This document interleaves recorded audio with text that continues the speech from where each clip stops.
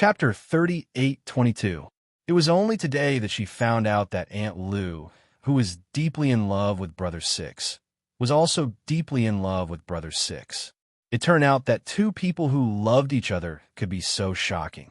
Even if they didn't spend every day together, say sweet words, or swear their undying love, as long as two people were in love with each other, no matter how far apart they would still be deeply in love.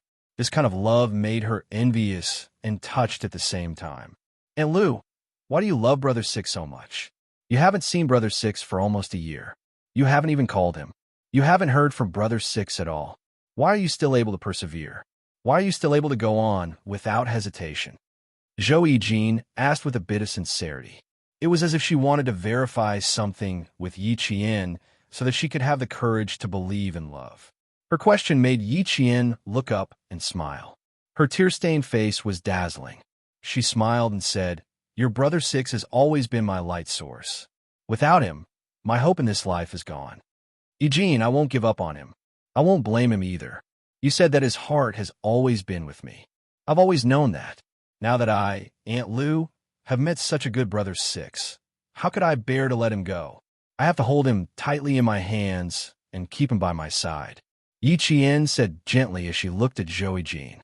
Her jet-black eyes shone with the most beautiful and dazzling light. They were as dazzling as the halo of the sun. Zhou Jean was attracted by the color in her eyes. It even gave her the illusion that the person her Aunt Lou loved so deeply was her. Actually, Aunt Lou only saw Brother Six through her eyes. This kind of Aunt Lou was so beautiful that it made her heart tremble. When was a girl at her most beautiful? She thought that it must be when she missed the person she deeply believed in. A warm smile, a gentle voice, a gentle gaze, and an affectionate gaze. Just like Aunt Lou right now, she was so beautiful that it was breathtaking. When Yi Qian spoke, Zhou Jean was stunned. Aunt Lou was beautiful for the sake of love. The beauty in her eyes was no longer the kind of beauty that was just breathtaking. Instead, it was imprinted in her heart and became a breathtaking beauty that would last a lifetime. She would never meet another woman more beautiful than Aunt Lou in the future, and she would never be shocked by Aunt Lou again. Yi Qian didn't know what Zhou Jean was thinking. As she spoke slowly, she seemed to see the man she loved the most standing beside her, gazing at her tenderly. It looked like Yi Qian was talking to Zhou Jean, but in reality, he was talking to Xia Jinyuan through Zhou Jean's figure, whose whereabouts were unknown. The night was not dark, and the clear sky was dotted with cold stars. There was also a crescent moon. The moonlight and starlight fell into Yi Jian's eyes, causing Zhou Jean to be even more stunned. "Why do I love your Brother Six so deeply?" "Because he loves me so deeply. He gave me a peach and returned it with a beautiful jade. He loves me so much. So how can I not love him so deeply? We haven't seen each other for almost a year, so what? Although he wasn't by my side during the long journey, his heart has always been with me. Your Brother Six has given me the most important and beautiful thing in his life. What reason do I have not to persist? I will not turn back, and so will your Brother Six. He said that we will grow old hand in hand. A gentleman's promise, and I also yearn for it. In this life, I have your Brother Six. There will be no one else in my eyes, no one else."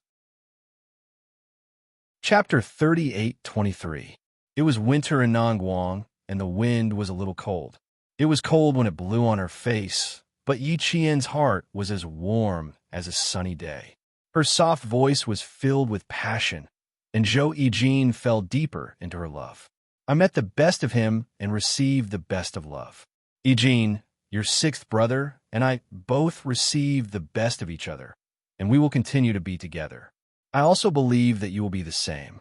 One day, you will meet the best of him and receive the best of love. We will spend the rest of our lives with the best of him. One day, when the best of you meets the best of men and has the best of love, you will understand why your sixth brother and I never felt that there was a distance between our hearts no matter how far apart we are." After Yi Qian finished speaking, the tears on her face had dried up, and her eyes were as bright as water, without a trace of haze. She did not feel wrong because of separation. nor did she feel lost because of distance. Because her love with Captain Xia was not something that others could understand or see through. Love did bring their hearts closer, but they also shared a common belief, a common goal, and a common responsibility. It was these commonalities that brought the two closer, deeper, and even beyond love. Captain Xia said, "As a soldier, I am loyal to my country. As a man, I am loyal to my woman." Now, she could also say to Captain Xia, "As a soldier, I am loyal to my country. As a woman, I am loyal to my man." They were loyal to their country, and they were loyal to each other. This was the love that only belonged to her and Captain Xia, and it could not be replicated. Eugene would meet the best of men and receive the best of love from the best of men. This was the love that belonged to Eugene, and it could not be replicated. Everyone would have their own love, and everyone's love could not be replicated. Only then would there be romance in the world. While she and Captain Xia were loyal to love, they would also carry steel guns, protect peace, and protect romance and peace. Zhou Yijian's heart throbbed. She stared fixedly at Yi Qian's eyes. His eyes were as vast as the stars, and she was unable to extricate herself. So, this was the love between Brother Six and Aunt Lu. It was so beautiful that it made her heart throb for a long time. After meeting the best person and getting the best love, we will spend the rest of our lives with the best person. After returning to the dormitory, Zhou Yijin lay quietly on her bed. She kept replaying what had just happened in her mind. Her heart was still palpitating because of Yi Qian's words. Sixth brother finding Aunt Lu was sixth brother's fortune in his life, and Aunt Lu finding sixth brother was Aunt Lu's fortune in her life. Their lives together were blissful. Zhou Yijin, who was lying flat on the bed, finally closed her eyes with a deep smile. After seeing the love between Brother Six and Aunt Lu, she started to believe in love again. She wanted to find a man who was in love with her and have a romantic relationship with him. Hopefully, as Aunt Lu had said, one day, the best of her will meet the best of men and have the best of love. She was waiting for that day to come. It was late at night. Zhou Yijin, who was shocked by the love between Xia Jinyuan and Yi Qian, smiled and fell asleep. After returning to the dormitory, Yi Qian did not sleep. She covered herself in her blanket and kept looking at the text messages on her phone. She smiled as she read, and then she cried again. As she read, Yi Qian pressed the phone screen against her lips, closed her eyes, and kissed it deeply. Chapter 38:24. The kiss that landed on the phone screen was like a kiss to the man she loved deeply. She couldn't move her lips away from the phone screen for a long time. In the end, Yi Qian fell asleep with the phone in her hand. She didn't even know when she fell asleep. When she woke up the next day, Dingling pointed at her eyes and reminded her vaguely, "Your eyes are a little swollen. Did you not sleep well? I'll get a cold towel for you to apply." She cried too much last night. Her eyes were swollen. Dingling didn't ask why Yi Qian's eyes were swollen. She knew at a glance that it was the after effect of crying last night. So, even the omnipotent Yi Qian had times when she was sad to the point of crying. Dingling looked at Yi Qian, who was applying the towel to her eyes. She just didn't know why she cried. Yi Qian naturally wouldn't tell Dingling why she cried. She rarely even mentioned her personal matters to her close friend in Jiasin, let alone to Dingling, whom she hadn't known for long. But when she saw her older brother staring coldly at her swollen eyes, Yi Qian, who was under immense pressure, took the initiative to tell Li Jinyan the cause and effect without waiting for him to ask. She had no choice. Her older brother's gaze was as sharp as a knife. The pressure was too great. If she didn't tell him the truth, she might not be able to get through it. Li Jinyan originally thought that his sister had been wronged. Who knew? She was so moved by Xia Jinyuan's 100-word message that she cried for a long time last night. 1. Message made you cry for a long time? What did you become so emotional? Li Jinyan, who didn't know anything, felt incredulous. What kind of message made his strong sister cry for a long time? He couldn't understand it at all. Yi Qian thought for a while, then handed the phone to her clueless older brother. "It's this message. Captain Xia sent it to all his brothers and sisters. I only found out about it last night. Then, I was moved. Last night, her emotions came suddenly. She was touched by the care and concern in the message. Her tears flowed uncontrollably, and she cried in front of Yijin. Yiqian felt embarrassed just thinking about it. Now that she said it out loud, her fair, jade-like cheeks blushed slightly. She felt even more embarrassed. Li Jinyan didn't intend to look at the phone, but he didn't know what was wrong with his brain, but he took the phone. Yi Jianjin was dumbfounded. She thought that her brother, who was not interested in these things, would not look at her phone. In the end, he actually took her phone and looked at it. Li Jinyan took the phone and saw the shock in Yi Qian's eyes. He waved the phone and said mockingly, "What's wrong? You don't want to show me? Are you testing me?" No. Yi Qian shook her head like a rattledrum. She was afraid that Li Jinyan would notice something, so she nodded heavily. "It's nothing. Look. But big brother, you're not allowed to laugh after reading it." "Do I like to laugh?"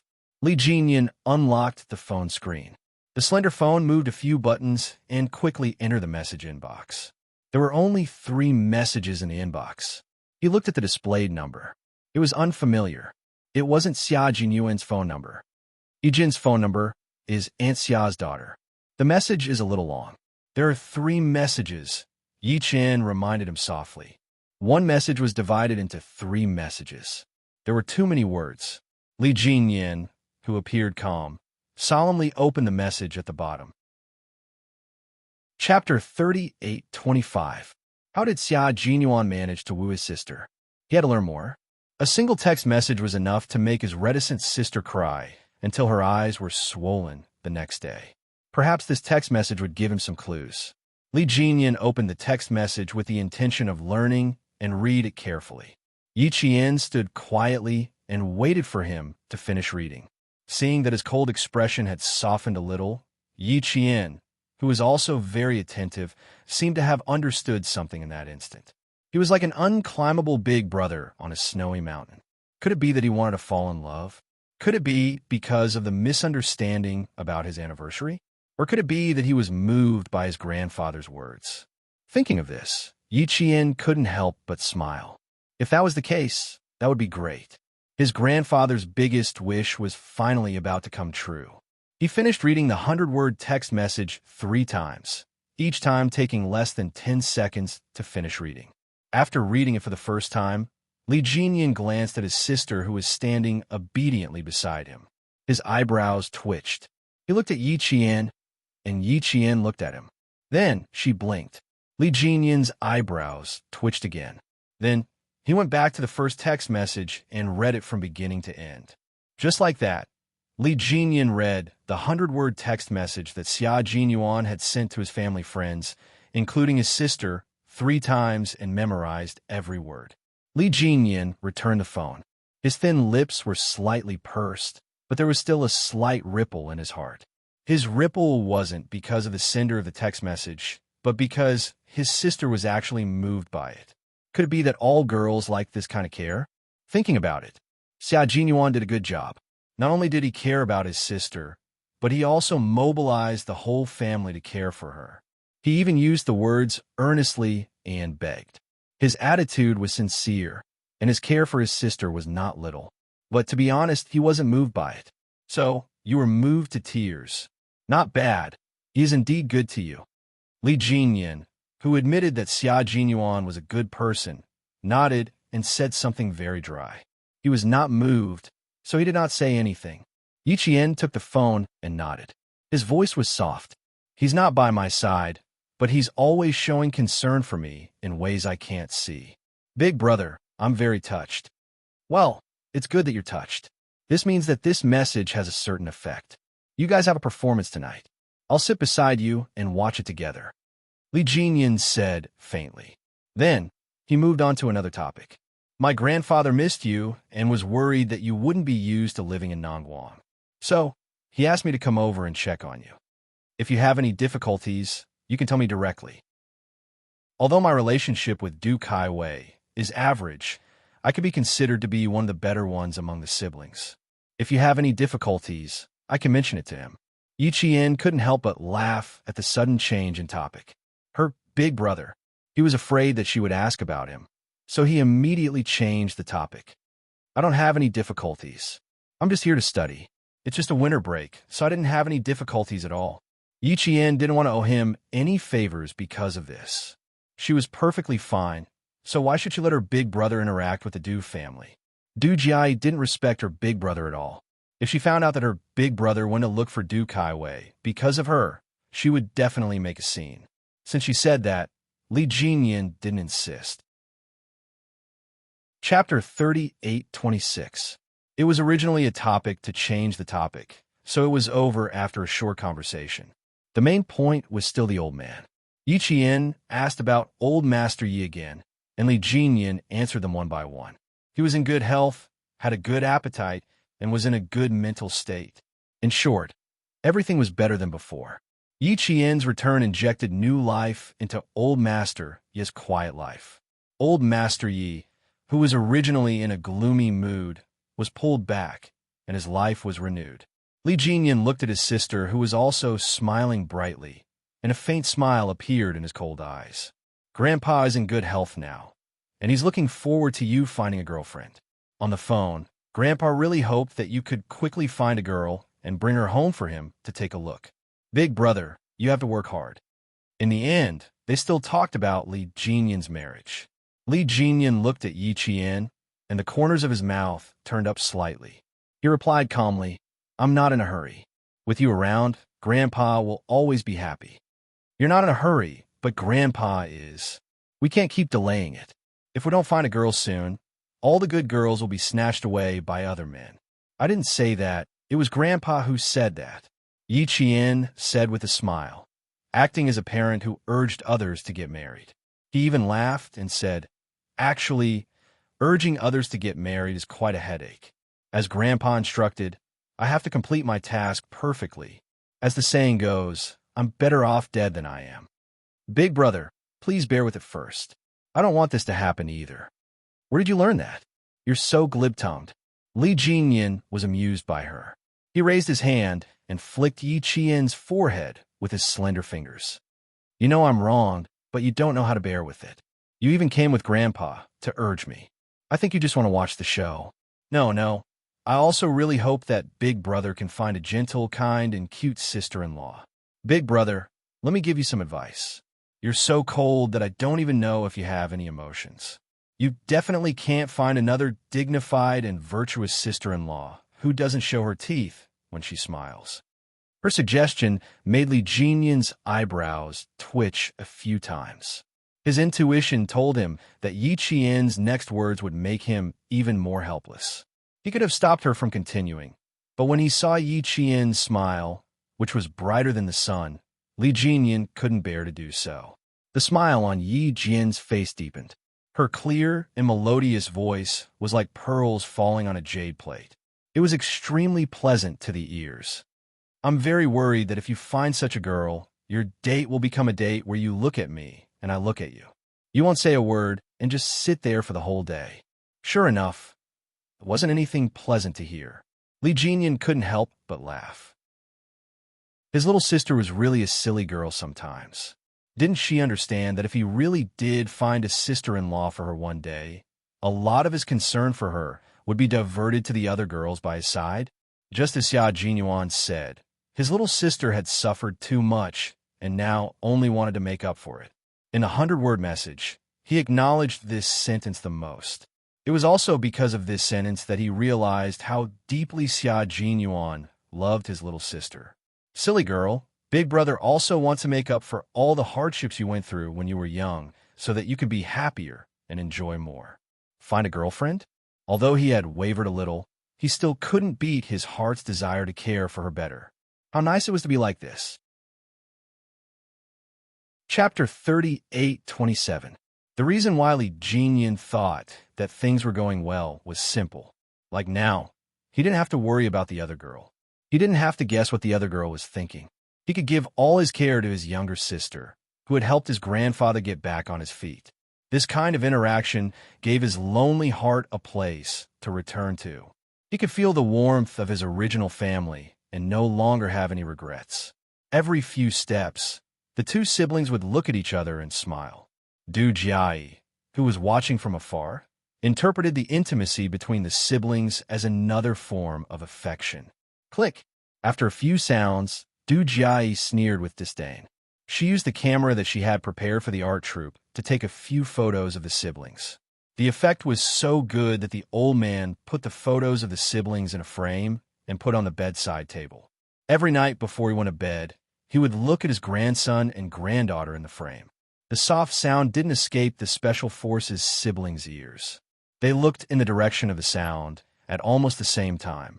Li Jinyan only saw the back of a woman in a red coat. He didn't recognize her. Yi Qian recognized her at a glance. The click she heard just now was the same sound she had heard when she took a photo with Yi Jin yesterday. It was the sound of a camera shutter. Secretly taking photos of her and her brother? Yi Qian narrowed her eyes. What was Du Jiai trying to do? Whose family is she? Why is she taking photos here? Li Jinyan didn't recognize her at all. His eyes were cold. Taking photos was prohibited in the military zone. As a family member of a soldier, she should abide by this rule. When Yi Qian heard this, she knew that her brother's relationship with Du Jiai, who was related to him by blood, was very, very ordinary. They were so ordinary that they were like strangers. She couldn't recognize who she was at all. Du Jiai. I don't know when she joined the team. It seems like she doesn't plan to leave for a while. Yi Qian said with a smile. His mood was not affected by Du Jiai at all. She took a picture of us just now. I heard that the effect is better when you take a picture. I'll get it back from her later. As soon as Li Jinyan heard Du Jiai's name, he lost interest in asking any further questions.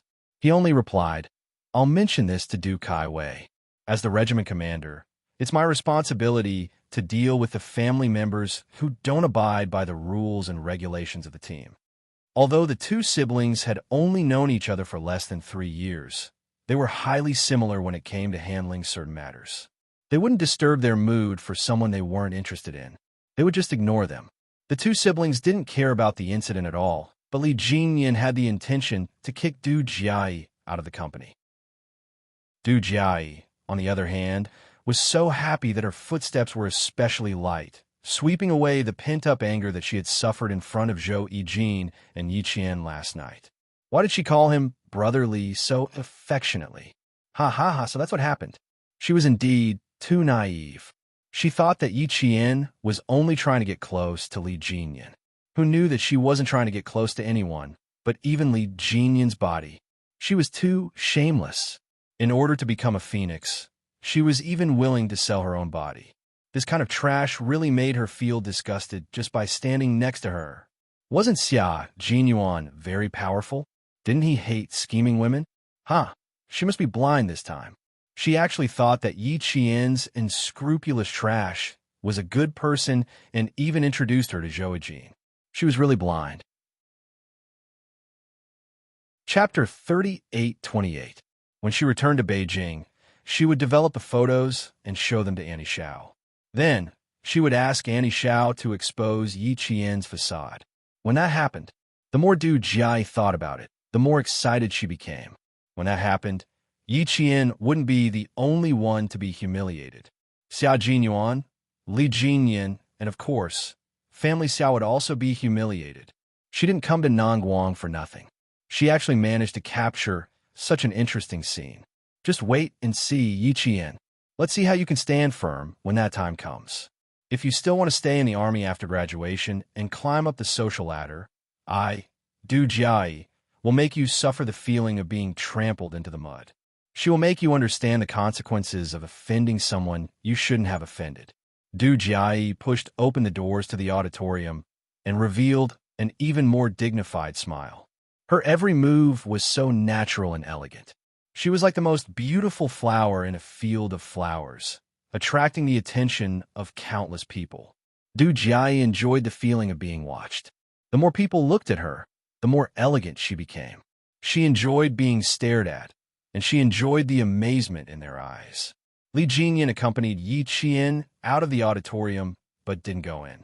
He didn't want to see Du Jiai. He didn't want Yi Qian to hear Du Jiai's harsh words. and hurt the only sister he cared about.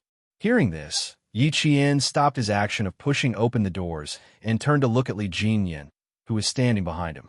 His eyes dimmed slightly. Big brother, being silent will only make people like Du Jia want a yard after taking an inch. Sometimes, you need to let her know that being silent doesn't mean that you can bully her. Her words made Li Jinyan's jaw tighten. However, a warm current slowly flowed into his heart. After a while, Li Jinyan nodded his head and said, "Yes." His voice was dry and trembling. When Du Jia saw Yi Qian enter the auditorium alone, the disdain in her eyes deepened. Look, he was afraid that she would find out. He felt guilty and did not dare to let Li Jinyan in. I wonder if that cousin of hers saw me? Du Jia's eyes flickered as she stopped taking photos. She passed the camera to a soldier from the Arts and Crafts Regiment. Take a few group photos first. I'll come over later. Oh, okay. The soldier who was suddenly handed a camera quickly grabbed it and looked down at it. Just as he was about to ask how to use it, Du Jia had already left. Yi Qian, who was walking to the stage from the back door, glanced at Du Jia, who was leaving in a hurry. A trace of coldness flashed across his eyes. She instinctively turned around and wanted to go out the back door to stop Du Jia. However, she slowed down after a few quick steps. Big brother wanted to accompany her to the auditorium to take a look, but because Du Jia was there to send her to the door, he said that it was not convenient for him to go in. It was not that it was inconvenient for Big Brother, but because Du Jia, who did not even treat him with basic courtesy, was present. He was worried that Du Jia would say something unpleasant to him. He was worried that she would be sad if she heard it. So he said that it was inconvenient. Yi Qian, whose eyes were cold, could not help but bite her lower lip. In the end, she turned around and walked towards the stage. Since Big Brother did not want her to see it, then she would not go. She did not want to embarrass Big Brother. Outside, Du Jia caught up with Li Jinyan, who was leaving. She chased after him aggressively and stopped him with a cold smile. "Big cousin, where are you going in such a hurry? Don't tell me you're going to ignore me like you did when you saw me. So you just turned around and left. Cousin, you're still the same as before. Our brothers and sisters don't know how to get along with you. You're still the same as before. You make us feel that you're an eyesore." Chapter 38-29. In front of Li Jinyan, Du Jia had never been polite. When she was very young, old Madame Xiao Li pointed at Li Jinyan and said to her, "Jia, you have to remember Grandma's words. That Li Jinyan is an annoying guy. He wants to snatch good things from you. If he snatches your delicious food now, he will snatch the things that Grandpa left for you in the future. He will also snatch your brothers and sisters' good things." When old Madame Xiaoli taught Du Jia these words, Du Jia was only 5 years old. However, it was the right time to teach her, and it was also the easiest time to teach children bad things. From then on, Du Jia remembered, especially when old Madame Xiaoli said, "You have to remember, don't be nice to the guy who snatches your things. You have to let him know how powerful you are so that he won't dare to snatch your things in the future. Moreover, you can also snatch the good things in his hands. Do you understand?" It made Du Jia understand that as long as she was fierce and domineering, she could scare Li Jinyan who wanted to snatch her things. She would get more and better things, and she could even get the good things that originally belonged to Li Jinyan. Du Jia, who remembered, had always done this and had tasted the sweetness. Every time she made a fuss, everyone, including her uncle, would stand by her side and scold Li Jinyan for not giving in to his sister. Every time, Li Jinyan would have no choice but to give up the things in his hands to her. No matter what it was, even if she didn't like it, she would get it as long as she made a fuss. If she got something she liked, she would put it away properly. If she got something she didn't like, it didn't matter. She could do whatever she wanted with it. Anyway, because she was still young, the adults wouldn't care. Li Jinyan was much more unlucky than her. Every time he would be scolded, and every time he would have to bow his head and apologize to her. Every time she would get her grandmother's praise, and then she would get good things from her grandmother. Later on, as Li Jinyan grew older, she also grew older. Quarreling was no longer effective. Li Jinyan would ignore her. Whenever he saw her, he would take a detour not giving her a chance to make a move. However, the more it was like this, the more she wanted to see his expression of anger. However, after Li Jinyan entered junior high school, he suddenly became smart. When he went to school, he did not even go home. During the holidays, he went to the Fu family and did not return to the Li family at all. She could not find any opportunity to bully him. Every time he thought of her, he felt regretful that there wasn't Li Jinyan, who was easier to bully. As she grew older, Du Jia did not feel that there was a problem. Instead, she knew that if there was no Li Jinyan, her family and her uncle's family would have inherited more of old man Li's property. This included the countless antiques that Grandpa collected when he was a warlord. Grandma said that all these antiques were monopolized by Grandpa alone. Those who were chased out by Grandpa and were born from concubines didn't even get a teacup. Now, all the antiques were in Grandpa's hands, and any one of them was worth a lot. Du Jia was glad that she knew how to fight with Li Jinyan since she was young. As a result, old man Li hated his own grandson more and more. Every time she saw Li Jinyan, she would say mean things. She didn't feel that she was wrong, but felt that it was right. Now that she was standing in front of Li Jinyan, she was not afraid at all. She even raised her chin high and said sharp words with contempt. This was the reason why Li Jinyan did not want Yi Qian to see it. Chapter 38:30. But after all, he was not the young Li Jinyan. Faced with Du Jia's rudeness, his expression was cold, and his eyes were cold. He was reminded of Yi Qian's reminder. His silence was not because he was afraid or weak. He was silent because he did not want to face these people. He just wanted to leave as soon as possible and stop wasting his time. His sister was right. Sometimes silence did make some people want a yard after taking an inch. Li Jinyan, who was no longer silent, looked at Du Jia with cold eyes. In my eyes, you are also an eyesore.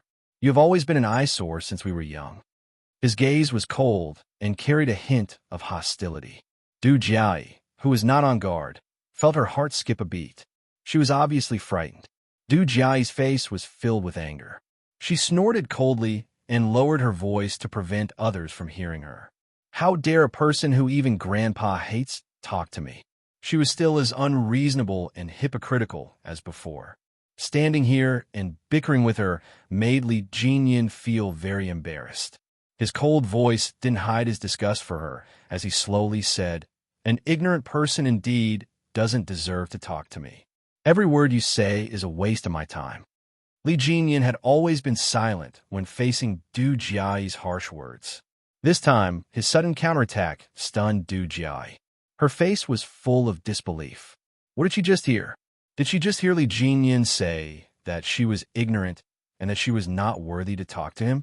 She also saw the deep disgust on his face. She had originally wanted to make Li Jinyan uncomfortable, but now she was angry. She had never been treated like this before. Even Yi Qian, who she hated, did not have the guts to say such things to her. Li Jinyan, you better apologize to me. Otherwise, I will tell Grandpa, and you will not even be able to step through the Li family's door. Also, do you know what I just filmed? I took a photo of someone who relied on her body to get to the top. She's just like you.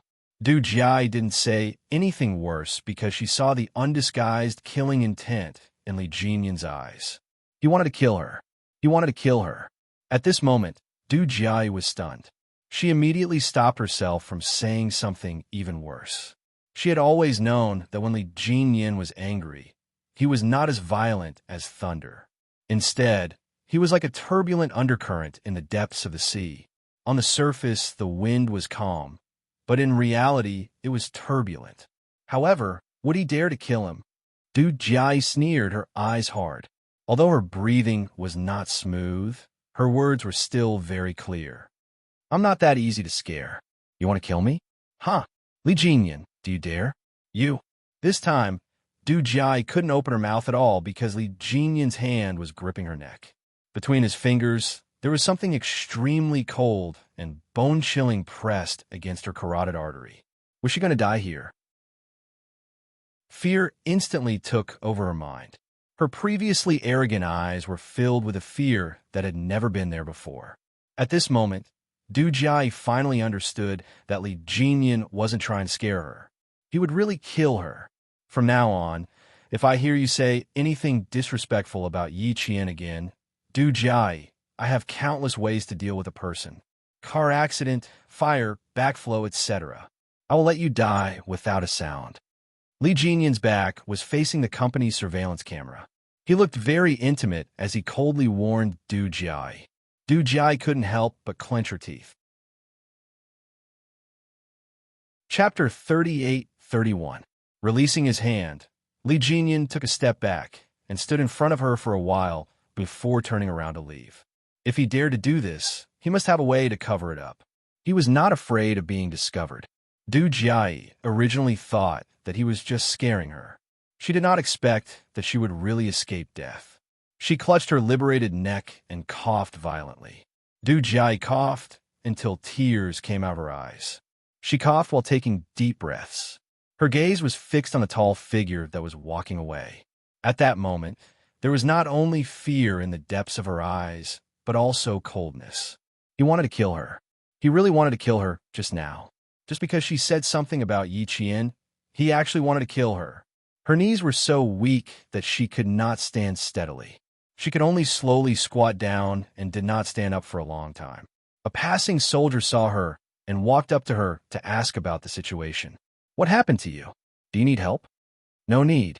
Du Jia covered her head and replied. Her voice was somewhat cold as she rejected the soldier's offer. It was as if she was venting her anger on him. After saying that, she regretted it. She raised her head and smiled politely. I'm sorry. I encountered something unpleasant just now. I'm fine. There's no need for help. She seemed to be the regiment commander's sister. The soldier hurriedly waved his hand and left without asking any more questions. Du Jia, who still had not recovered from the fear of death, stood up. She stood in the same spot and did not immediately move half a step. After an unknown amount of time, she let out a long sigh. As the coldness in the depths of her eyes gradually rose to the surface, a sinister smile appeared at the corner of her mouth. Du Jia, who was shocked by the murderous intent, smiled deeper and deeper. Her gaze, which was fixed on Li Jinyan's back, was as if it had been dipped in the coldest of poisons. Du Jia, who was temporarily frightened, was very smart.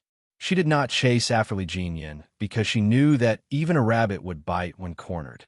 He said that he had thousands of ways to kill her. She would believe that he had thousands of ways to kill the enemy on the battlefield. But if he wanted to use those methods on the battlefield on her, would it be possible? He was already a lieutenant colonel at such a young age, and his rank and seniority were enough to hold a position in the regiment.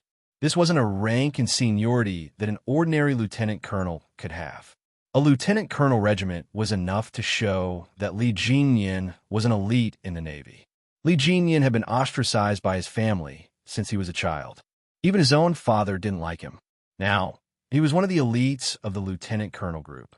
How could he say that he had hundreds of ways to kill her? How ridiculous! Does he still want his future? In this regard, Du Jia did not completely take Li Jinyan's warning to heart. However, she understood that Li Jinyan was no longer the Li Jinyan that she could bully and tease at will. This man was mature enough to be strong enough and had the courage to go against his family.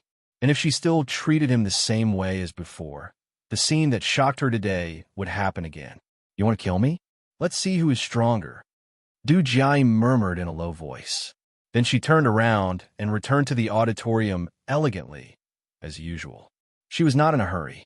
As long as her grandma was still alive and her grandpa was still in charge of the Li family, she would have enough opportunities to teach Li Jinyan a lesson. If she did not have the ability to teach Li Jinyan a lesson, there were so many elders in the Li family. She could use them to teach Li Jinyan a lesson. Facing the suppression of the elders, would Li Jinyan dare to resist? He would only be punished more alike when he was a child. The more he resisted, the more he would be punished. Chapter 38-32. Du Jia had never been a coward. Old Madam Li had taught her that crying children get candy. Old Man Li had taught her to know when to advance and when to retreat. Save your strength and Madame Li had taught her to plan before taking action. She had applied what she had learned, and her journey had been smooth sailing. She had gotten rid of those who were an eyesore to her. She had also suppressed countless opponents who had wanted to resist, but had ultimately been defeated by her. Everything had gone according to her wishes. Everything was in her hands. It had been like this in the past, so it would be the same in the future. Li Jinyan, Yi Qian, just you wait. With the photos, I don't need to do anything. Someone else will do it for me. Du Jia returned to the auditorium with a sinister smile. Since she was going to teach Li Jinyan a lesson for daring to kill her, what was she waiting for? Waiting for him to return to the army before making her move? It was too late. She had to take advantage of the fact that he hadn't returned to the army yet. She could still get a call from Grandpa to summon him back to the Li family. Her high heels made a clicking sound as she stepped on the floor. The soldiers who were rehearsing in the auditorium didn't notice her departure and return, but Yi Qian had been paying attention. Seeing Du Jia return with a dark and cold expression, as if she had been angered, Yi Qian heaved a sigh of relief. Could it be that big brother didn't remain silent this time? Du Jia had been looking for Yi Qian ever since she entered the auditorium. Now that Yi Qian had retracted his gaze, Du Jia had also found where Yi Qian was standing. Du Jia walked past a few rows of seats and headed straight for Yi Qian. She was a few centimeters shorter than Yi Qian, but Yi Qian was wearing training boots while she was wearing 10 centimeters high heels. She was 5 centimeters taller than Yi Qian, who was 168 centimeters tall. In addition, she deliberately walked closer to Yi Qian, which made her look condescending and arrogant. She sized up Yi Qian with a disdainful gaze, and the mocking smile on her lips deepened. Yi Qian, do you really want to enter the Li family? With your appearance, do you think... She raised her arms and made an extremely rude gesture of sizing her up. Can you enter the Li family like this? Aren't you overestimating yourself? Yi Qian raised his eyebrows and smiled. Miss Du, are you planning to enter the entertainment industry? I'm very surprised that you have so many scenes. You think too highly of yourself. I really haven't. You want to enter the Li family? Sorry, I'm not interested. As if she had heard a joke, Du Jia giggled. Her laughter was like the trembling of a flower, and her laughter was especially elegant. Stop pretending, Yi Qian. I really want to laugh when I see how you don't mean what you say. TSK, TSK, TSK. I really underestimated you. I didn't expect you to hook up with Li Jinyan so quickly and have him protect you so much. She deliberately approached Du Jia because she didn't want others to overhear her words. Her words and her temperament were at two extremes, making it hard for those who didn't know the situation to imagine that the elegant Du Jia could actually say such harsh words. Do you really think that hooking up with Li Jinyan can help you realize your ambition? Do you think you can enter the Li family? As for me, I'm somewhat related to Li Jinyan. His grandfather is also my grandfather. My grandfather has always doted on me. As for Li Jinyan, he has never been liked by the elders in the family since he was young. My grandfather has never been kind to him. Yi Qian, oh Yi Qian, do you think that you can become a phoenix after hooking up with Li Jinyan? Don't be so naive. Chapter 38-33. He had never been liked by the elders in the family since he was young. Old man, Li had never been nice to her brother. Yi Qian's face darkened when he heard this. So her brother was just like her when he was young. They both suffered from the indifference of the elders in the family. She was fine because she was not related to Yi Jifan's family at all. But her brother was different. Everyone in the family was from the same family. Why did they all neglect her brother? Yi Qian couldn't help but purse his lips. She only felt sorry for her brother, who had been neglected when he was young. In Du Jia's eyes, it had another meaning. She thought that Yi Qian had suffered a huge blow when he found out that even if he managed to get close to Li Jinyan, he would not be able to marry into the Li family. Du Jia, who had misunderstood, felt relieved. Even her voice was not as cold as before. It was as clear as a spring. You've suffered a blow so quickly? You're quite pitiful. Like Ying, you tried so hard to climb up the social ladder. But you're luckier than Ying. At least you managed to climb up the social ladder with Li Jinyan. Ying, on the other hand, didn't get anything. She ran away with her tail between her legs and didn't dare to embarrass herself again. Do you think Li Jinyan is very powerful? I'll tell you again. Other than his surname, what else does Li Jinyan have? Nothing at all. But even if the Li family treats him like he doesn't exist, his surname is still Li. You won't be able to marry into the Li family. Du Jiayi, who thought that she had finally turned the tables, looked at Yi Jian with pity. Yi Jian's lips were pressed tightly together. She was in a very good mood. She glanced at Yi Jian with a haughty and arrogant look, and with a slight twist of her slender waist, she walked towards the soldier, holding her camera in a dignified manner. When she left, she was holding a roll of film in her hand. When Du Kaiwei found out that Du Jiayi was secretly filming in the army, it was already nighttime.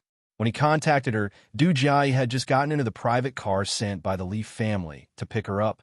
Li Jinyan told you? Brother, I've lived in the army for a few years. Am I not afraid of the rules and regulations? Don't worry. Other than the intimate photos of Li Jinyan and Yi Qian, I don't have any photos of the military.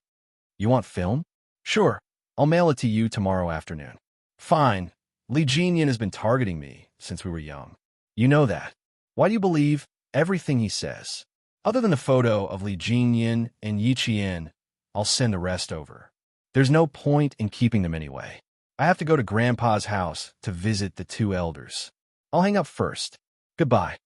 Du Jiayi, who was still in Nangguang in the morning, had arrived in Beijing in the evening.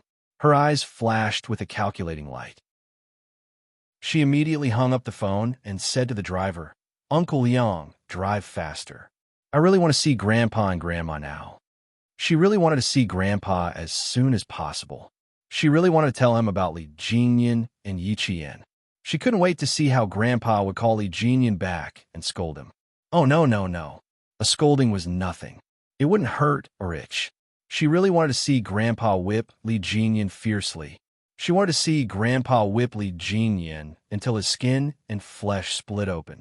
That would be good. Du Jiayi was a femme fatale.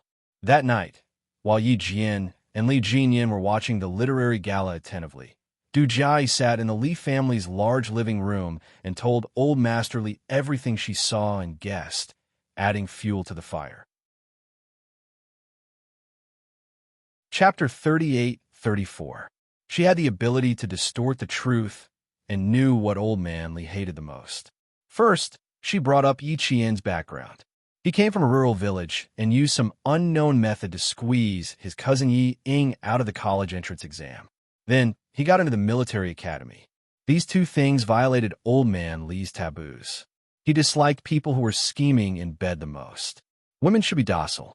Even if they were scheming a little, they shouldn't lose sight of the big picture or let others see through them. It was a good thing to be scheming, but if they were so scheming that they became a joke, then they were stupid.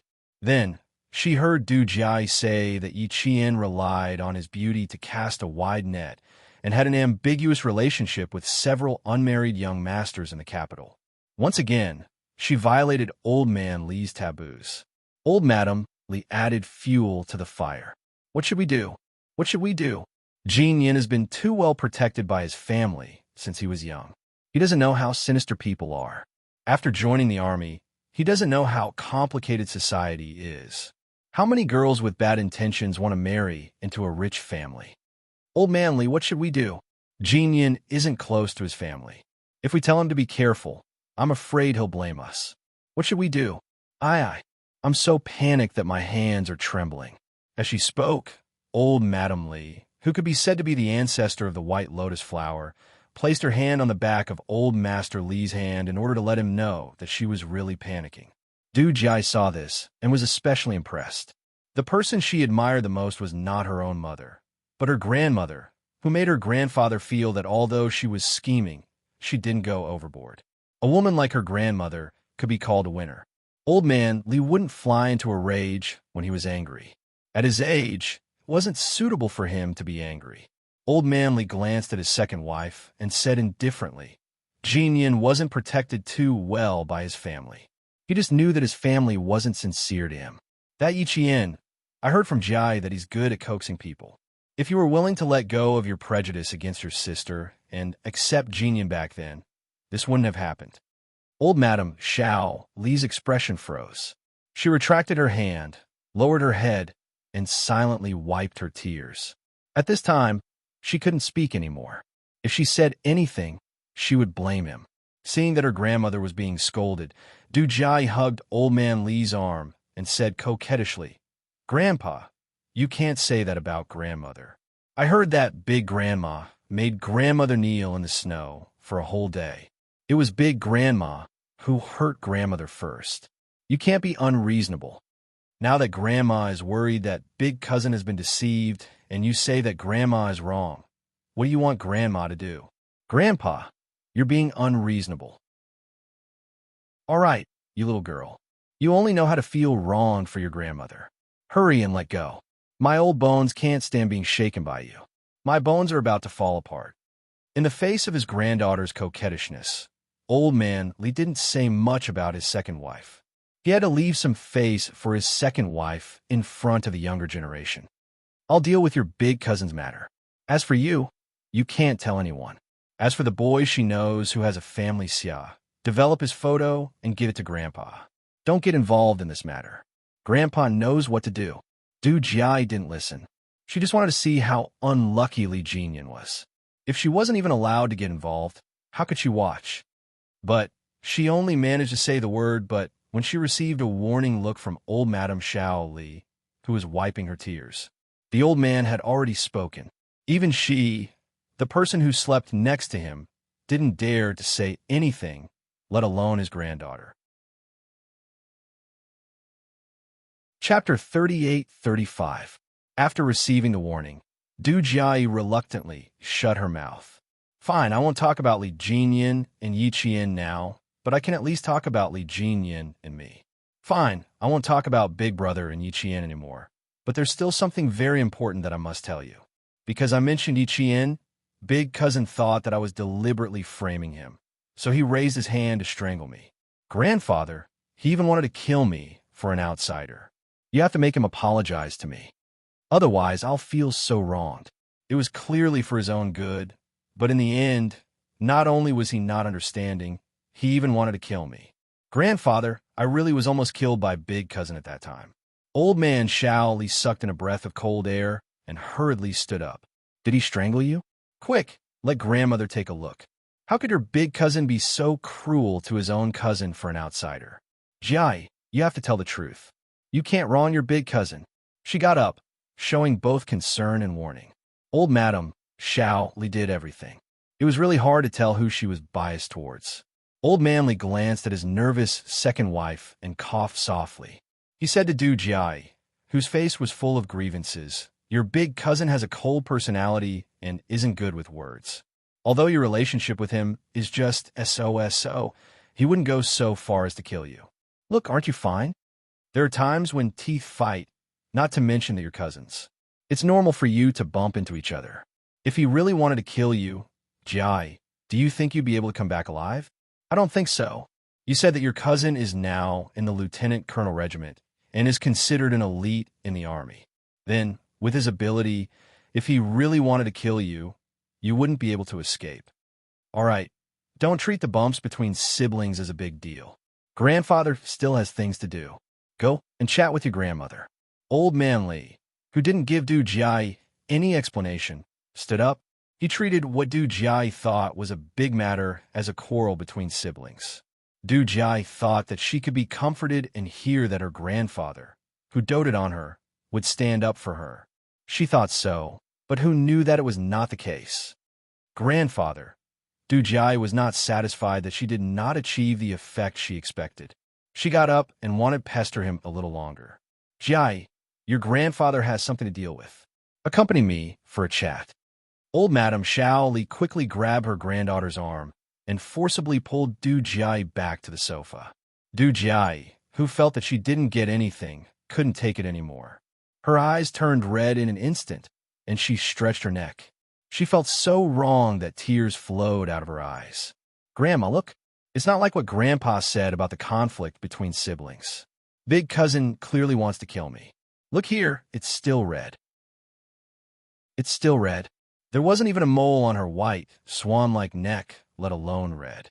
Old Madam Xiao Li pulled Du Jiai's hand away from her collar and said with heartache, "Grandma knows that my Jia has been wronged, and I also know that my Jia is not lying.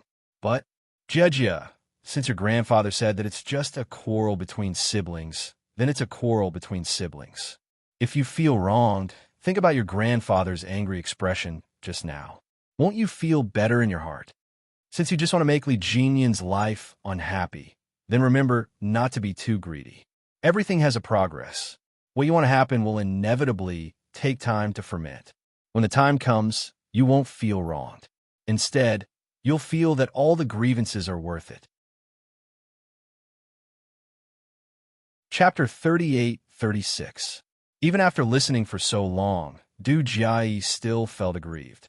Tears trickled down her cheeks, and she sniffled from time to time. Before long, the tip of her nose was slightly red from crying.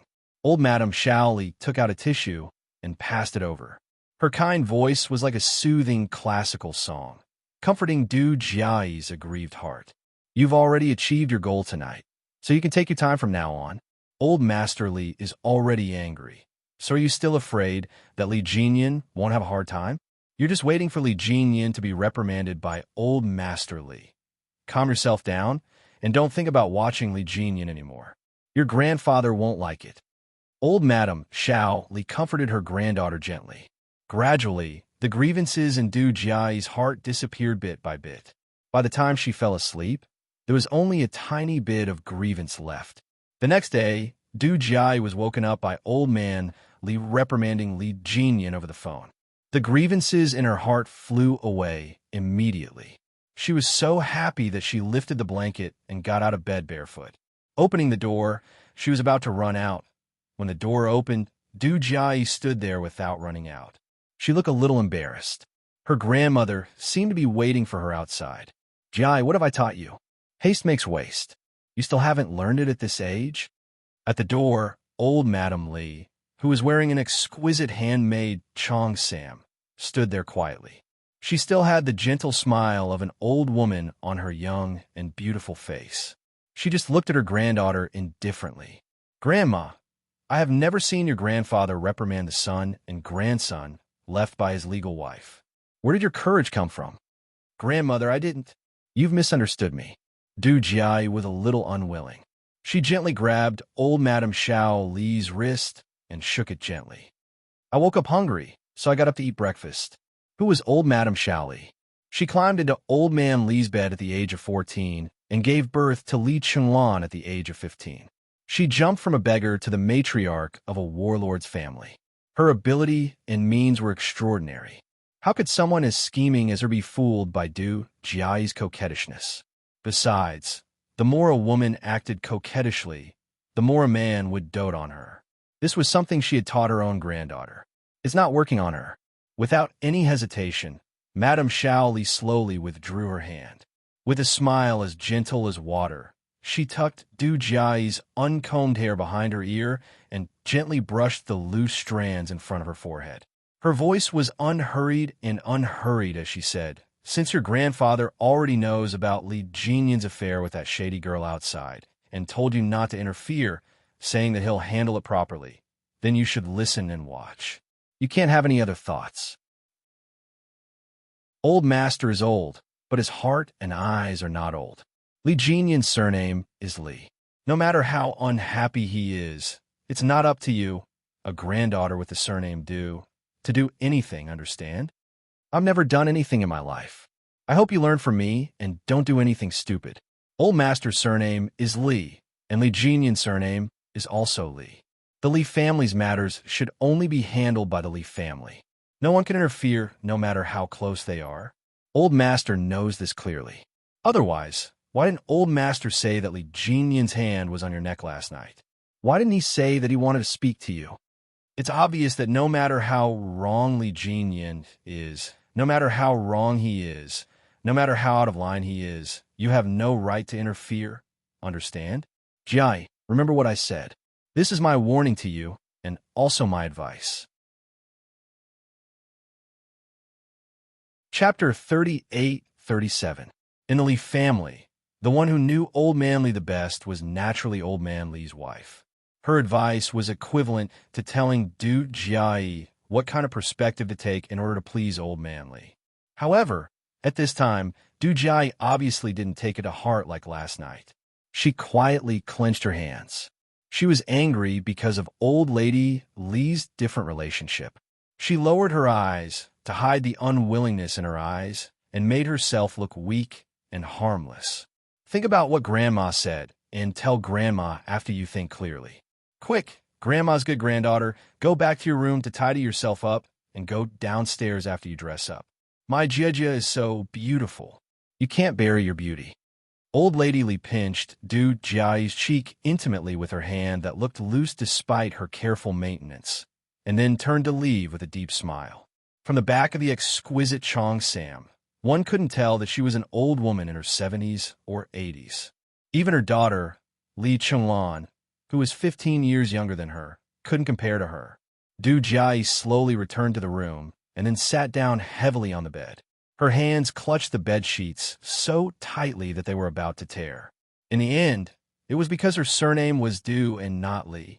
Grandpa didn't treat her as a member of the family, and it was the same for Grandma, who loved her. In their eyes, only the surname Li was the real family. Everyone else was an outsider.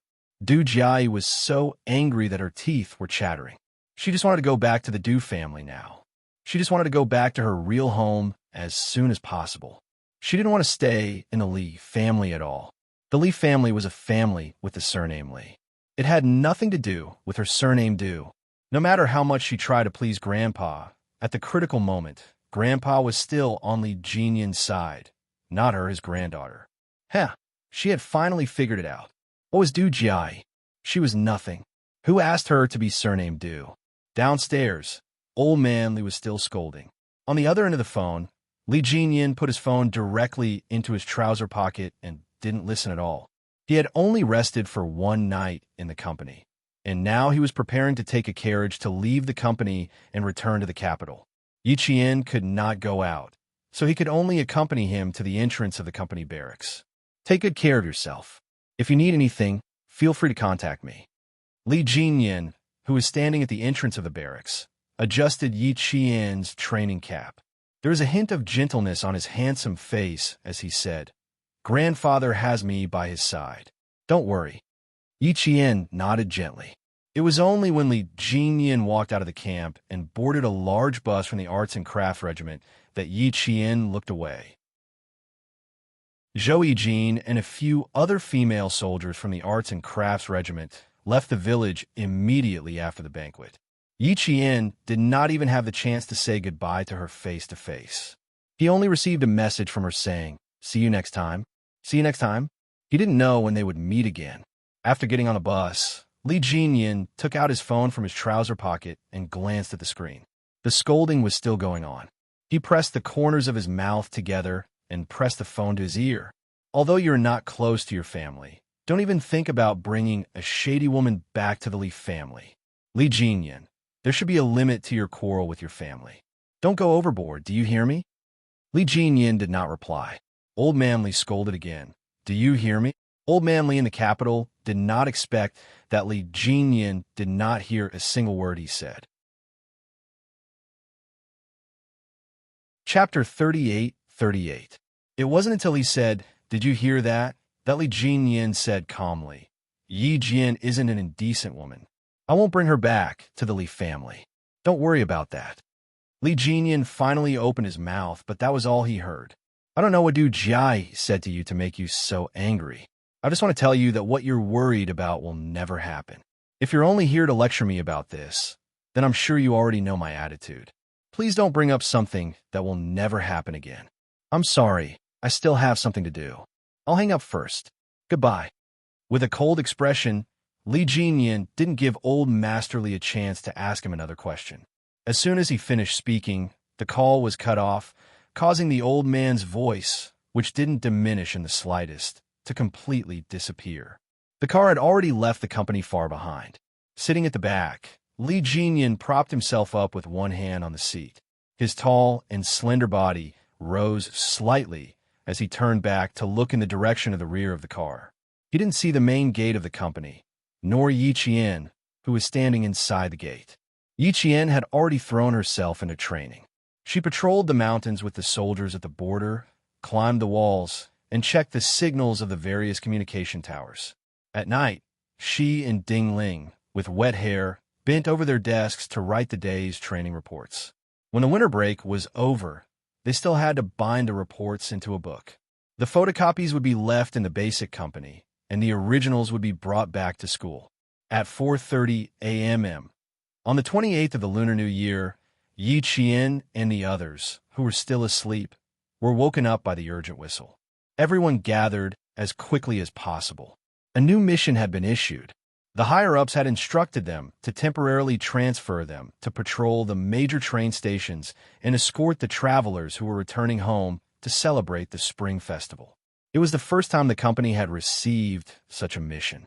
Within an hour, all the soldiers memorized the number of trains that day, the time each train left, and a series of detailed data.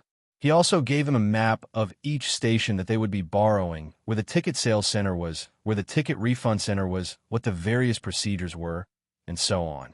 They even had to memorize the location of the washroom. Not only that, but he also had to remember which buses were available and which major stations he would pass through. He had to remember all of this in his heart so that he could answer the questions of the passengers when the time came. They didn't even have time to wash their faces and brush their teeth. They took the information that was sent to them at the last minute and began to crazily memorize it. At this time, it could be seen who had the best memory. Except for the soldiers on sentry duty and the soldiers in the cookhouse, all the soldiers in the 3rd Battalion were sitting in the canteen, gnawing on steamed buns with one hand and flipping through documents with the other. No one felt that it was very difficult. A few people were in a group, and each of them memorized this paragraph. With such a reasonable division of labor, there was no need to repeat the memorization with the comrades in the same group. Time and efficiency were perfectly integrated. Yi Qian, Ding Ling, and the other 28 soldiers were in a large group. The large group was further divided into 5 smaller groups, each with 6 people. The 6 people divided the work in detail. Each of them memorized a section, and each of them memorized a section. At 6:30 a.m. sharp, everyone was in a group and headed to their respective stations. Today was the 28th of the Lunar New Year. The number of days before the Spring Festival could be counted with 3 fingers. The patrol duty at the train station was divided into 3 groups.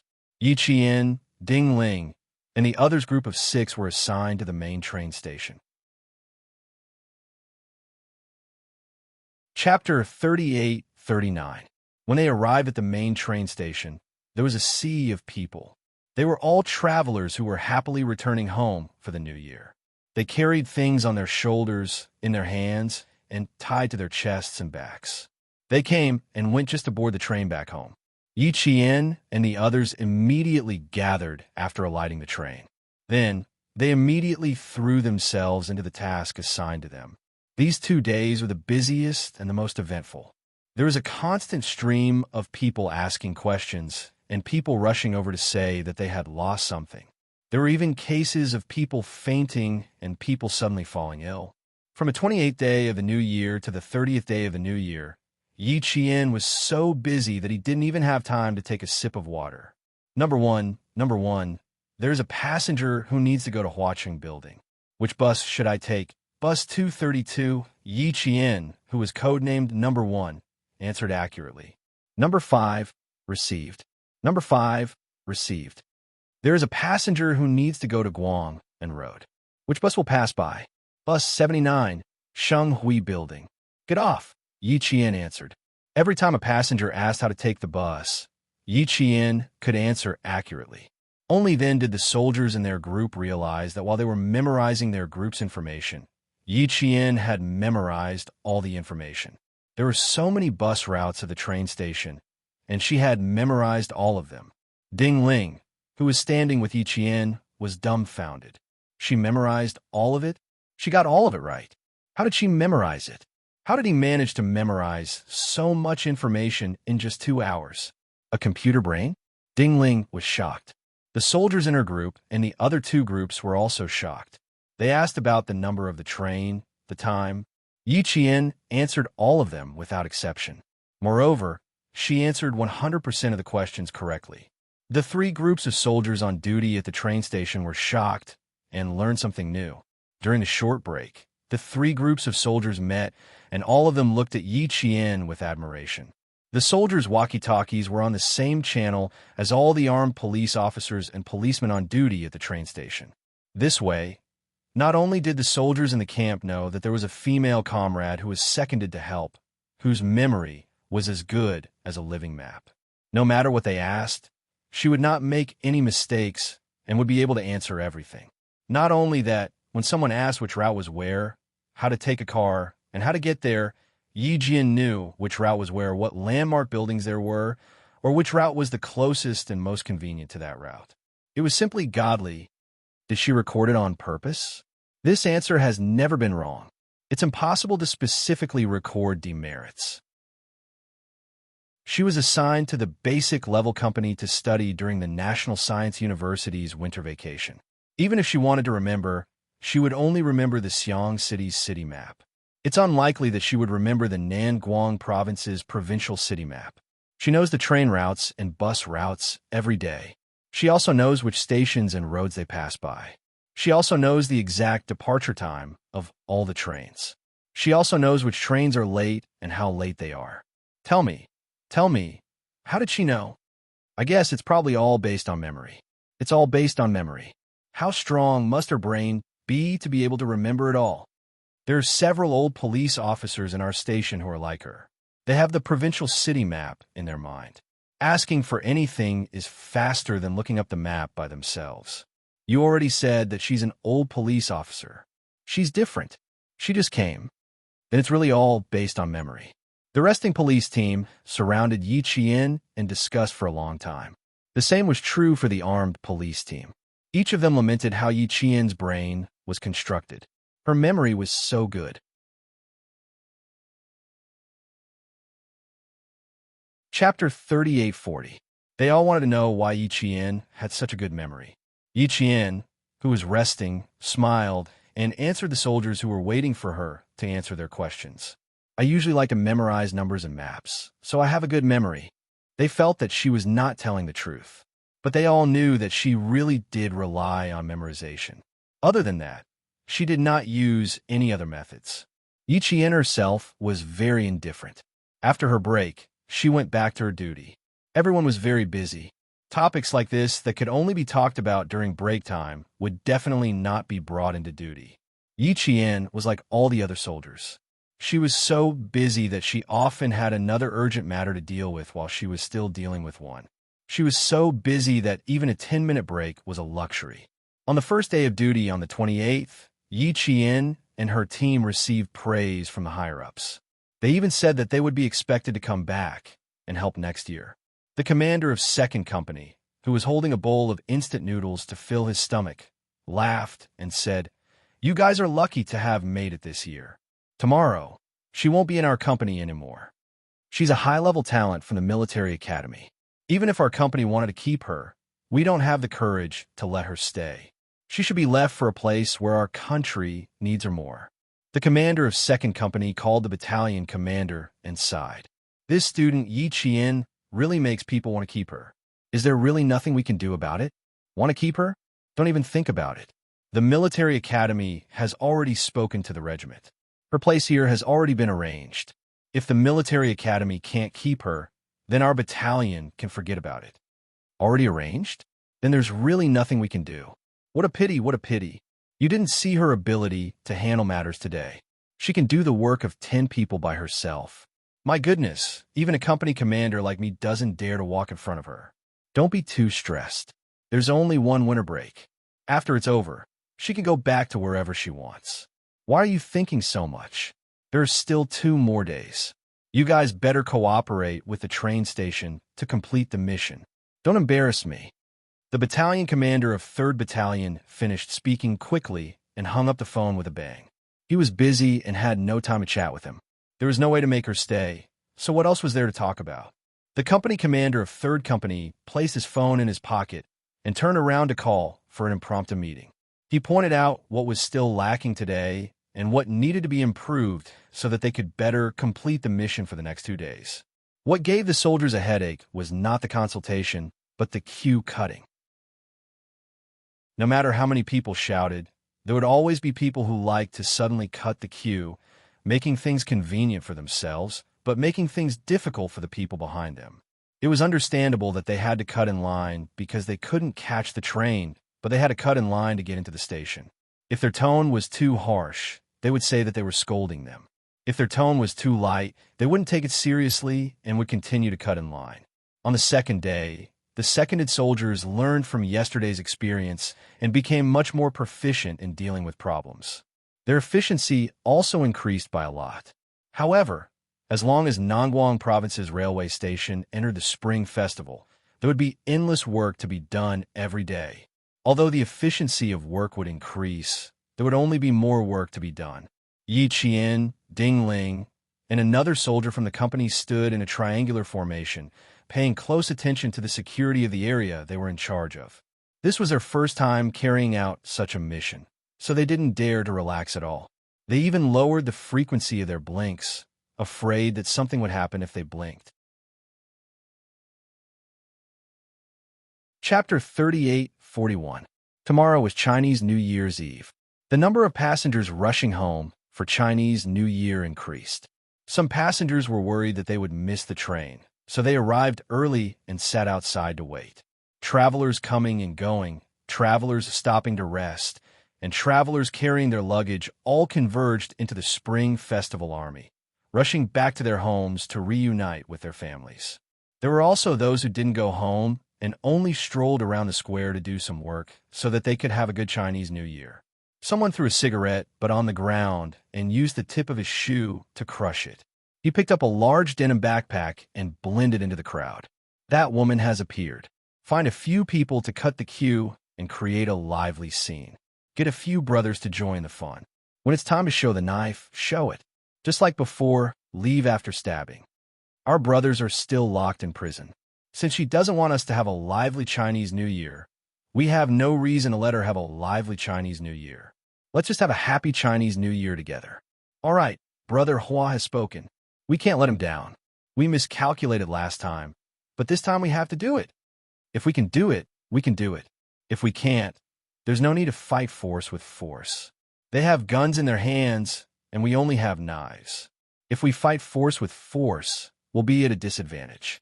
Ha, Brother Hua, don't worry. Look at all these people coming and going. What's the use of guns? Do they really dare to shoot at us? Aren't they afraid of hurting others? Brother Hua, we have to do this. Brother Bin is in trouble. How can we just stand by and watch? Then I'll have to trouble you, brothers. I'll give you a big red packet for Chinese New Year. The middle-aged man carrying a large denim backpack walked around aimlessly with the crowd. He didn't get too close to Yi Qian. He was afraid that Yi Qian would recognize him. Or if this person really appeared in Yi Qian's line of sight, with Yi Qian's super memory, he would definitely be able to recognize him. Around 6 p.m. on the 29th, there were 5 passengers carrying luggage who forcefully cut the queue. The passengers behind them were unhappy with them cutting the queue. Among the 5 passengers who cut the queue, one of them had a rather strong physique. He didn't say anything and directly punched the dissatisfied passenger. What do you want? What do you want? It's fine if you cut the queue, but you still want to fight?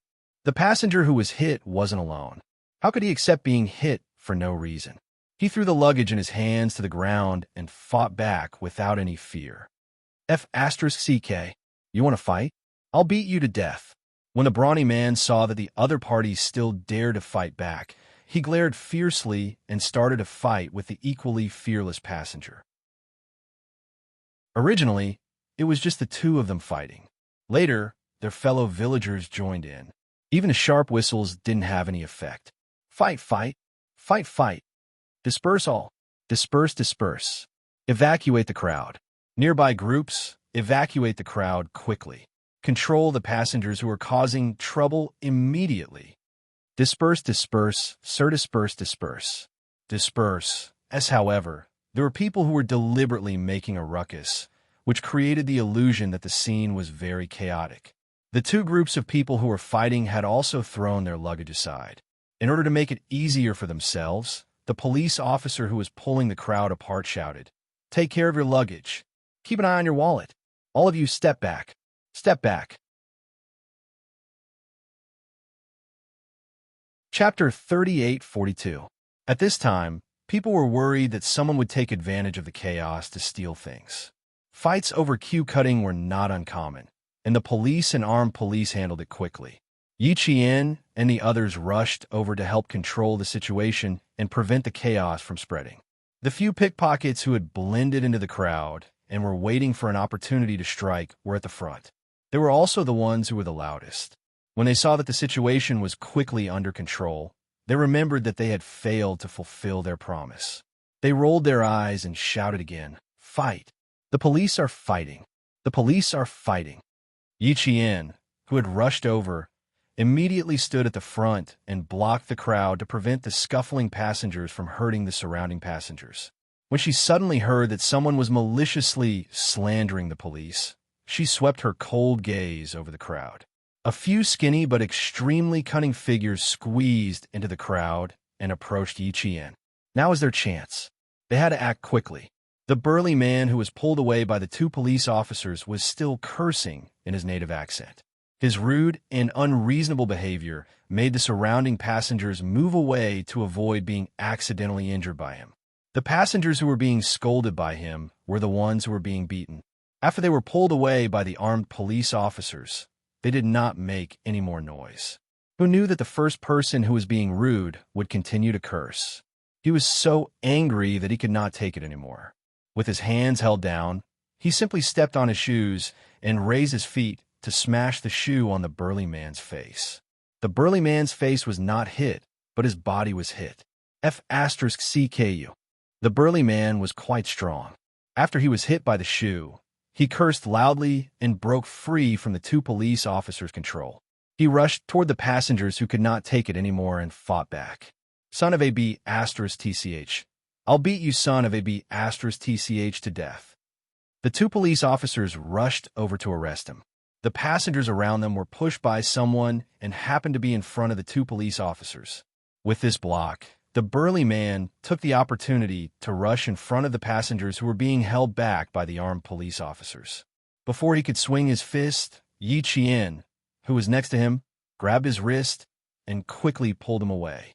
The burly man who had rushed out to hit Yi Qian didn't stop cursing. When he saw that the person holding him back was a female soldier, he cursed angrily. F***CKU. If you don't hold him back, hold me back. Then he threw a punch at Yi Qian's face. Yi Qian, who was holding onto someone with both hands, was almost hit by the burly man's fist. His head tilted to the side, and the fist brushed past his ear. They were transferred here to maintain law and order, strengthen the patrol management, and solve the problems of the people. They were not beaten up. One of the soldiers shouted, "What are you doing?" He reacted and wanted to quickly subdue the brawny man. Yi Qian did not give the burly man a chance to attack him again. He pushed the passenger in his other hand to the soldier and grabbed the burly man's arm. The burly man, who was at least 160 pounds, was thrown over Yi Qian's shoulder and fell to the ground. After taking down the burly man, Yi Qian pinned him down so that he could not move. No matter how hard the burly man struggled, he could not escape from her hands. Yi Qian's gaze swept across the crowd. He shouted coldly, "Pull them all away. If anyone dares to disturb public order again, please go to the police car and have a good talk with the police. Is it more important to go home or to fight?" There were people who were deliberately causing trouble. Some people deliberately pushed other passengers out to block the path of the two police officers so that the burly man could hit the passengers who were being restrained. Someone was deliberately causing trouble, so the scene had to be cleaned up immediately. Chapter 38:43. She knocked down the burly man who weighed more than 160 kilograms. The surroundings had already quieted down. The passengers who were carrying bags all stared at Yi Qian as if they were looking at a monster. He shouted for them to get onto the police car, which shocked the burly man and his fellow countrymen. They didn't want to be locked up in the police car. They were just greedy and wanted to cause trouble. They would leave after they were done. The other party had also told them to pay 100 yuan each. They would just cut the queue and fight with others. As long as there was no blood, the police couldn't do anything to them. If they were locked up in the police station, they wouldn't do it. Also, this female soldier was really King strong. She actually knocked down a man who was much heavier than her. She pinned him down with one arm and pressed him down until he couldn't move. A wise man knows better than to fight when the odds are against him. He quickly stopped. It was also thanks to Yi Qian's move that the crowd was stunned. The burly man who started the trouble and the other people who cut the queue all stood there obediently. They didn't dare to shout, "I'm going to cut the queue. What are you going to do about it?" The commotion caused by the fight was still very loud. The police didn't let the people who cut the queue off so easily. They were all taken to the side to be criticized and taught a lesson. Fortunately, they were controlled in time and didn't let things get worse. Otherwise, those who started the fight and those who had no choice but to fight back wouldn't be able to go home safely. This was the biggest commotion Yi Qian and his team had caused this time.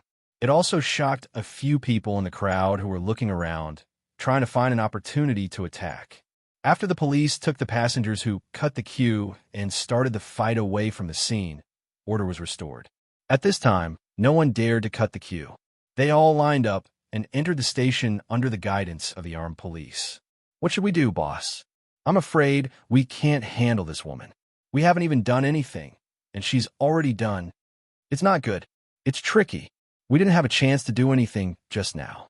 Now that everyone has left, we won't have a chance to do anything. Boss, we can't answer to Brother Hua. How can we not have a chance? Aren't they still clearing the place? We have to satisfy Brother Hua today.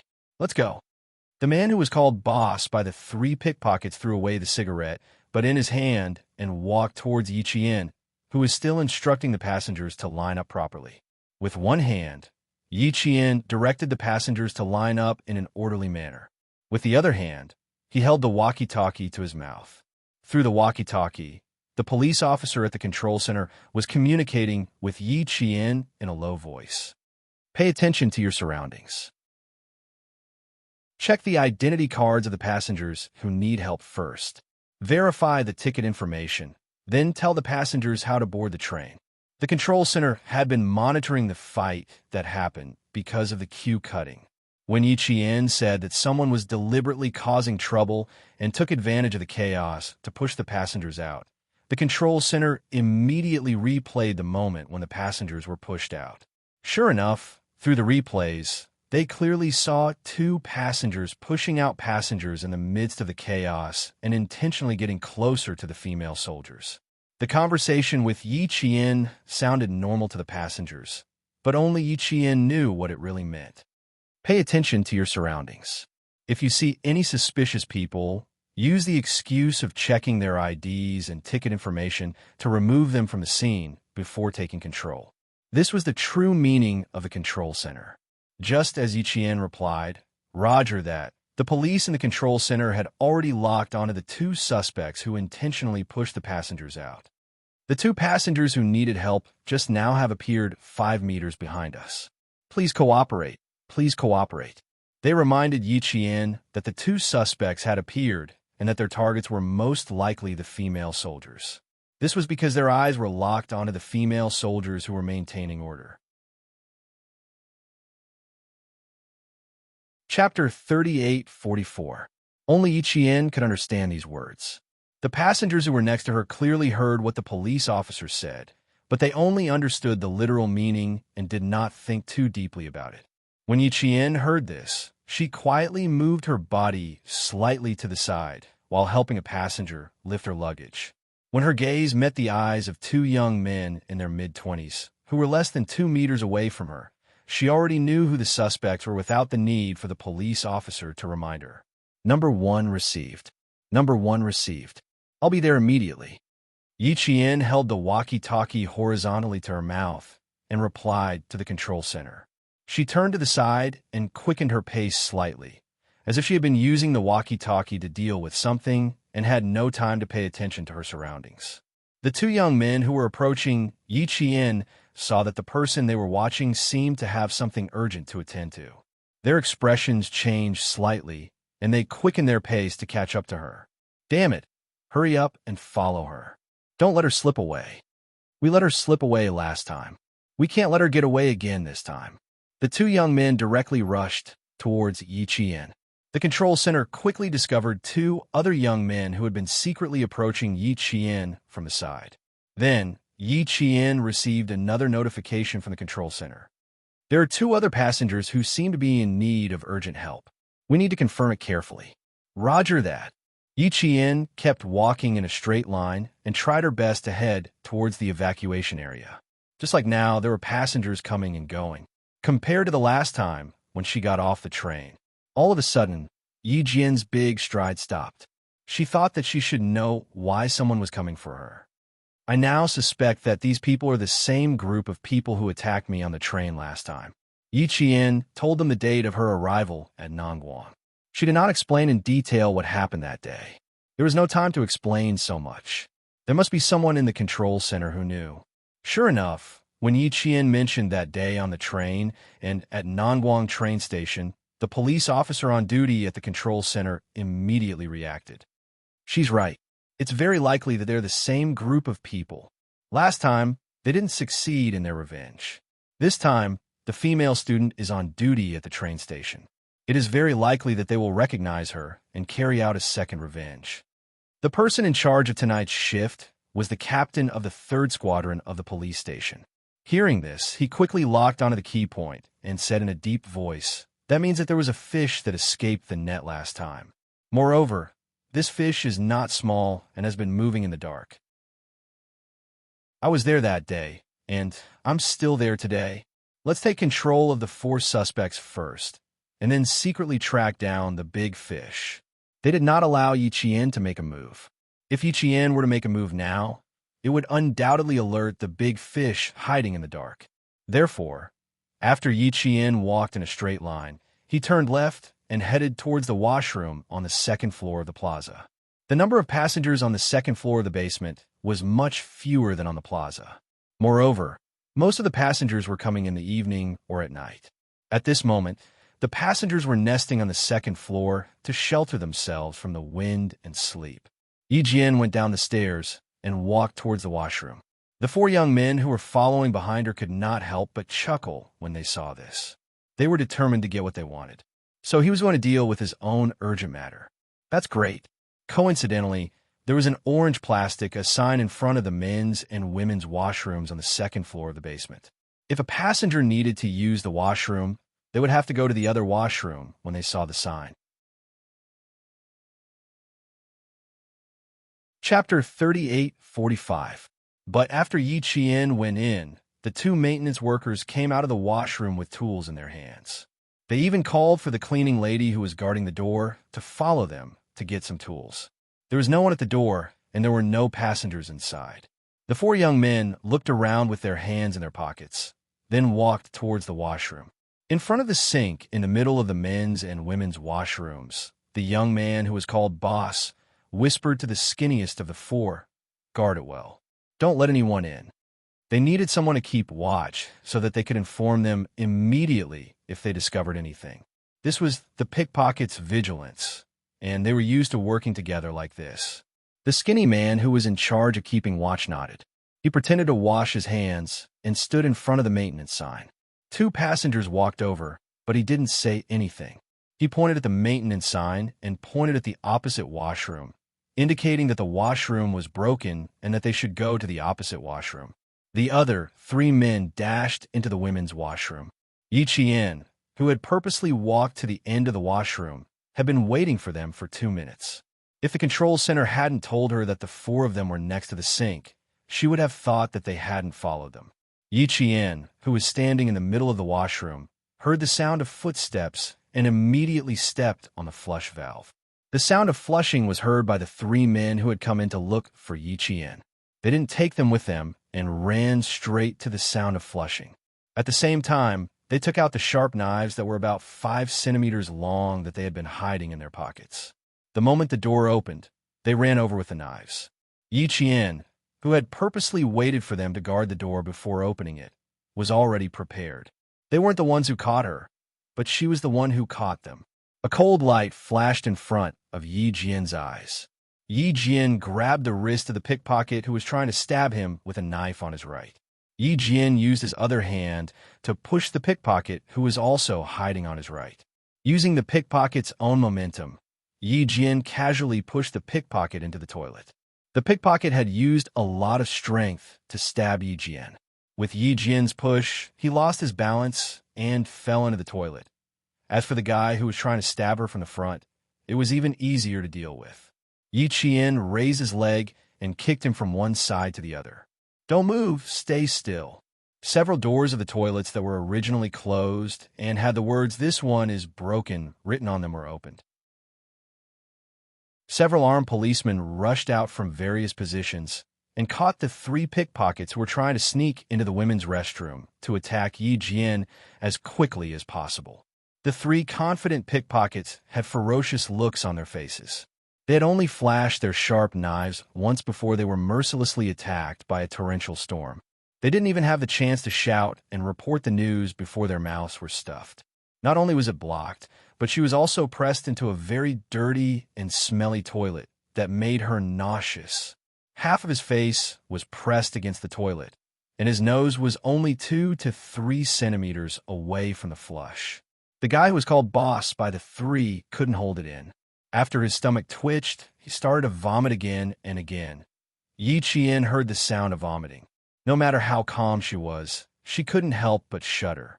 To be honest, having her entire face pressed down on the toilet was indeed quite disgusting. However, the disgust had nothing to do with her. The people outside still didn't know that what they thought was in the bag had failed. When he saw Yi Jian walk out of the ladies' restroom, he was stunned. Then, Yi Jian glanced at him and suddenly turned around to return to the ladies' restroom. The stunned man seemed to have realized something. He lifted his leg and rushed into the ladies' restroom. He thought that his accomplices hadn't found Yi Jian. Chapter 38:46. Yi Jian showed up, and then suddenly turned around to lure the other party into the trap. Now that the fish had taken the bait, it was easy to deal with them. The 4 of them were quietly taken care of in the ladies' restroom. Yi Jian, who had changed out of her military uniform, put on the black windbreaker and hat of a female inspector from the control center. She walked out of the restroom and rushed to the control center at the train station. She needed to search through the control center surveillance cameras to see if she could find the biggest fish that had escaped the net. It was not the first time Yi Jian had searched through the countless surveillance cameras in the control center. Back then, she had assisted the Southern Province Police and used the traffic police's sky eye to find suspects. This time, she was also using the surveillance cameras to find the culprit. She did not need to search a large area. She only needed to find the location and time of Yi Jian's sentry post, as well as the number of surveillance cameras nearby. Although she did not need to search a large area, she still needed to spend some time. "Are you sure? You want to do this? Can you really see it?" The policeman showed Yi Jian 3 surveillance cameras at the same time and fast-forwarded them 3 times. He confirmed with the female student beside him. "Can you really find the problem?" Yi Jian, who was already staring at the screen, was already in work mode. She nodded slightly. "Yes, I can. You guys go ahead. I'll do it myself." "Ah, okay, you can ask us if you have any questions." When the policeman saw this, he quietly retracted his right hand from the mouse. He quietly walked to the captain of the 3rd Squadron and spoke softly. 3 surveillance cameras, 3 times the normal speed, and she said there was no problem. The captain of the 3rd Squadron could not believe his ears. He even dug his ears to confirm. "She really said that. She really said that. I've already confirmed it a few times. Look, she's already watching it now." The captain of the 3rd Squadron, who had been silent for a while, cleared his throat and said calmly, "Then let's do this for now. Lock them up and interrogate them. We'll work on both fronts. As for her side, well, let her handle it herself. This female student is quite capable, quite capable. We have to believe in her." The captain of the 3rd Squadron, who had said, "We have to believe in her," did not really believe in her. Could she find the big fish hiding in the dark? Based on the way she was searching, well, he didn't have much hope.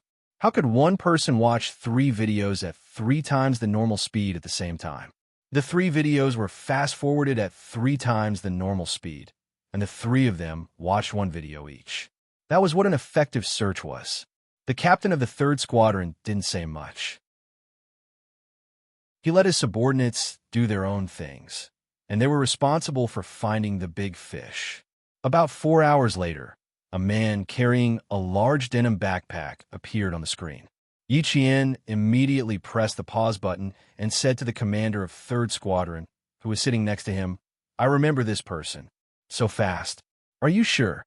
The platoon leader of 3rd Platoon, who did not really believe that Yi Qian could find the big fish, was prepared to stay up all night. When he heard this, he suddenly raised his head and stared at Yi Qian.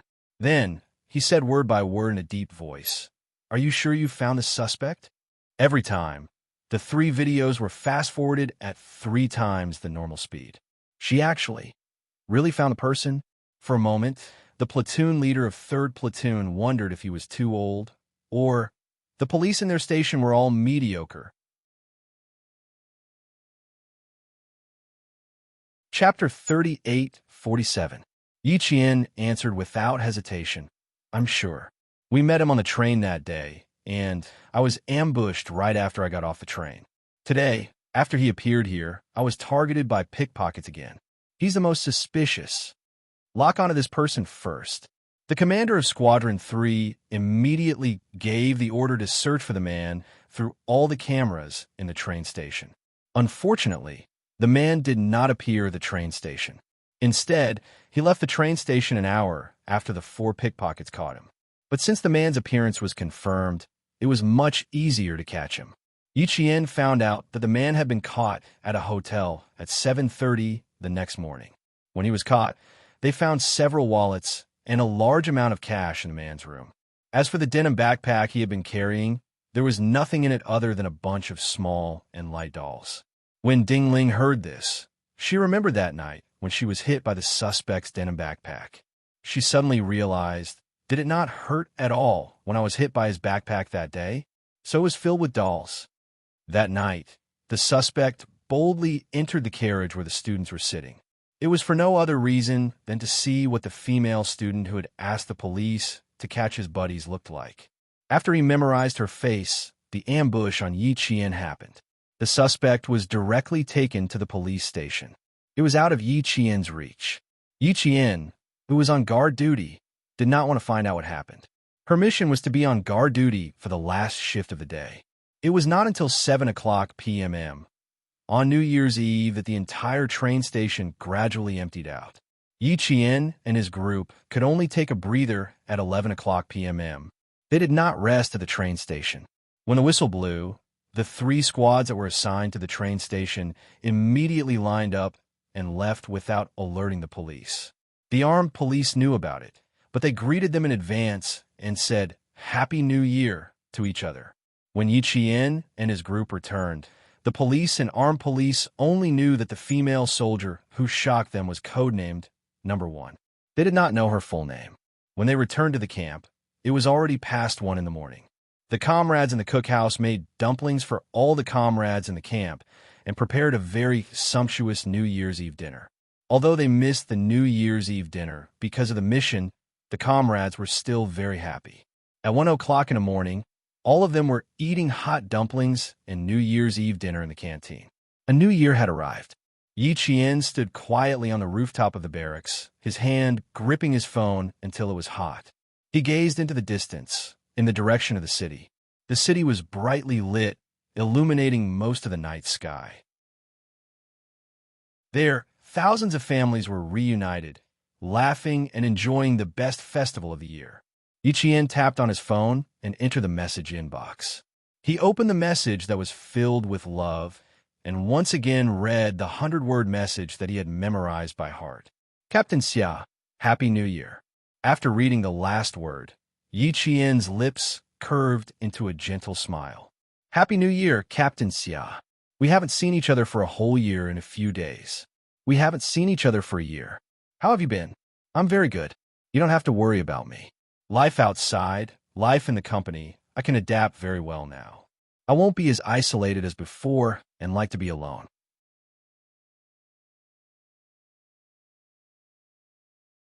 Chapter 38:48.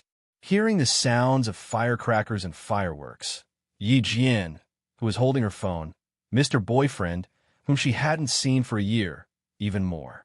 She took a deep breath to get rid of the bitterness in her heart and whispered in her heart, "Don't worry about me. Take good care of yourself and protect yourself. Please think of me occasionally. Don't forget what I look like after a year. If that happens, I'll be very sad, but I believe that you won't forget me. How could you, who loves me so much, forget me? I believe that you, who are far away, also miss me and want to return to your country as soon as possible to see me, right? You are far away, and I am here waiting for you. My only wish is that everything will be fine and that I will wait for your return." Fireworks bloomed in the distance, as if they had heard Yi Qian's wish. Fireworks bloomed in the sky one after another, lighting up the entire night sky. The sound of firecrackers accompanied the new year, telling the world that a new year had come and new hope had arrived. Standing on the deck of the boat, Xia Jinyuan stared at the fireworks on the other side of the river. The colorful fireworks reflected in his deep black eyes. Countless lights flickered, covering the longing in the depths of his eyes. Another new year had arrived. Now, he was only a river away from his motherland. This was also the first time in a year that he was so close to the border of his motherland. There were the sounds of firecrackers and gorgeous fireworks. It was a scene of prosperity where people lived and worked in peace and prosperity. He didn't know what his beloved lover was doing at this moment. Was she accompanying her husband in the capital, or had she gone to the army? As a third-year student, it was time for her to be sent to the basic level to study. It was unlikely that she would return to the capital to accompany her husband for the new year. He didn't know if his little fox would get along well with the soldiers. It should be very harmonious. His little fox had grown up and was cheerful. She was no longer as cold and isolated as she was when she was young. She was smart and capable. She would definitely make a name for herself, no matter where she went with her own ability. "Hey, Xiao, what are you doing? Why don't you go in and drink with the beautiful girl?" There was the sound of staggering footsteps behind him. From the sound of the footsteps, he knew that the person who spoke was so drunk that his tongue was tongue-tied. He had to listen carefully to understand what he was saying. Xia Jinyuan turned around and saw Luke, who was talking to him, falling forward. He didn't know when he had kicked, but he quickly caught him and said, "You're drunk, Luke." "Oh yes, I'm drunk. There's so many beautiful women and so much good wine." Burp. Luke, who was very drunk, burped heavily as he spoke. He exhaled a mouthful of alcohol that made Xia Jinyuan frown. With a look of disgust, Xia Jinyuan pushed the drunkard aside so that he could breathe more fresh air. "Haha, don't hide, Xia. Do you like men?" "Haha, come on, Xia. I like both men and women. Since we are friends, I don't mind sleeping with you." Luke, who was still holding a half-empty bottle of whiskey in his hand, laughed obscenely and threw himself at Xia Jinyuan while talking drunkenly. He didn't like men. He was just drunk and talking nonsense. "Luke, do you know which river our boat is sailing on?" Xia Jinyuan dodged and avoided him. The cold river breeze was full of the smell of alcohol. Xia Jinyuan wanted to vomit. He didn't have the habit of smoking and drinking. Even when he was with these people, he didn't make an exception. Chapter 38:49. When Luke asked him why he didn't drink, Xia Jinyuan took off his shirt and revealed the bullet wound on his back. He told Luke that drinking had almost killed him. There were many scars on Xia Jinyuan's body, and each one represented a medal. When Luke saw the scars on his body, he was shocked. From then on, Luke stopped asking Xia Jinyuan why he didn't drink or smoke. It had now become a habit. Xia Jinyuan's self-discipline was terrifying. Luke, who didn't smoke, drink, and didn't like beautiful women, fell to the deck. He didn't get up and just lay there with his limbs spread out. He kept muttering, No, I don't want to know what will happen tomorrow. I only know. Xia, you're really a very boring guy. You really don't like anything except money and killing people. You're so boring. I've seen priests in the church, and none of them are as self-disciplined as you are, so uninterested in anything. You like drinking, smoking, and flirting with women, but I like money and killing people. We just have different interests. You can get up now, Luke. We're in the Megong River. When you fall, I don't think anyone will jump into the cold river to save a drunkard. Xia Jinyuan kicked Luke, who was drunk like a puddle of mud. When he kicked him a second time, Luke was half drunk and half awake. He opened his eyes lazily and asked, I think I heard gunshots. Oh, a minute. Why can I still hear gunshots? Tell them, Xia, to get away from me. If they disturb me and make me unhappy, I'll send them all to hell. Oh, a minute. Did I pee in my pants? Why is my crotch so wet? He didn't pee in his pants. The half-empty bottle of whiskey in his hand just happened to tip toward his thigh.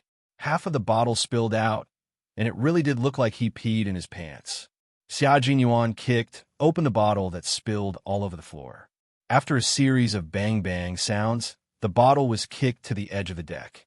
He used a little too much force, and the mouth of the bottle hit the iron plate and made a dent.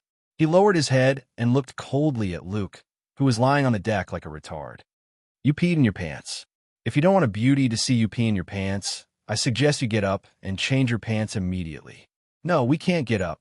There are gunshots. We need to hide. Luke waved his hand like a mentally retarded person. His drunken appearance made it hard to tell that he was a bodyguard whose hands were stained with blood.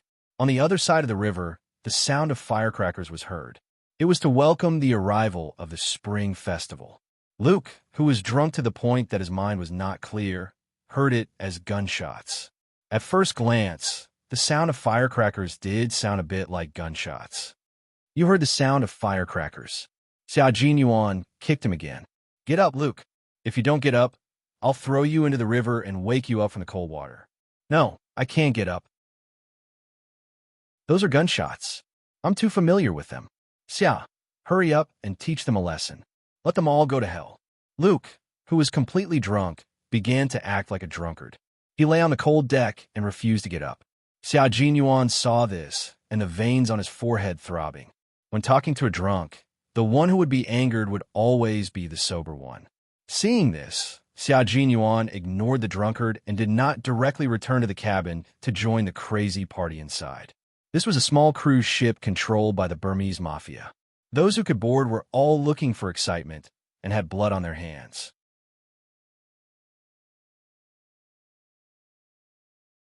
Chapter 3850. Today, Cobra and the boss of the Burmese mafia had a business meeting. After the meeting, the boss invited Cobra to have fun on the cruise ship. Cobra's subordinates naturally followed. The soundproofing of the cruise ship was quite good. No matter how loud the heavy metal music was, it could not be transmitted to the outside of the deck. Women in revealing clothes swayed their waists like water snakes to the music. They wrapped themselves around men who could give them a lot of money. They laughed and played with the guests. Even when they were touched all over, their laughter was still so cheerful. This was a drunken and extravagant cruise ship, full of money and desire. Xia Jinyuan had not shown up since he stepped on this cruise ship. He was so solitary that only Luke could find him. Of course, Cobra, who was also on the cruise ship, could also find him. The tightly closed door opened, and a few men walked out of the door, hugging beauties on their left and right arms. They kissed the beauties on their right, and then kissed the beauties on their left. They walked all the way to the deck of the second floor, while laughing loudly. The men laughed loudly, and the women giggled with these rich men. The consensual exchange of bodies made both sides very satisfied. A black man saw Xia Jinyuan standing in front of the deck below. He was too drunk to recognize him immediately. He squinted his eyes for a while, then turned to a man beside him who was flirting with two beauties. He said vaguely, "Look at that guy. Isn't he that annoying person? Look, isn't it him? A guy who spoils our fun. I think it's him, Xia. I remember now, he's Xia, the guy who has a very good relationship with Luke. A guy who came from who knows where, but who can make Mr. Cobra admire him. Okay, buddy, we don't need to talk about a spoil sport on such a happy night. I still like to chat with beautiful women. Look, this is a woman with big breasts. Ha ha ha, I like women with big breasts." Several men were doing lewd things on the deck of the second-floor cabin. From time to time, they would take out a few colorful US dollar bills from their pockets and stuff them directly into the women's breasts. In exchange, they would laugh even more lewdly.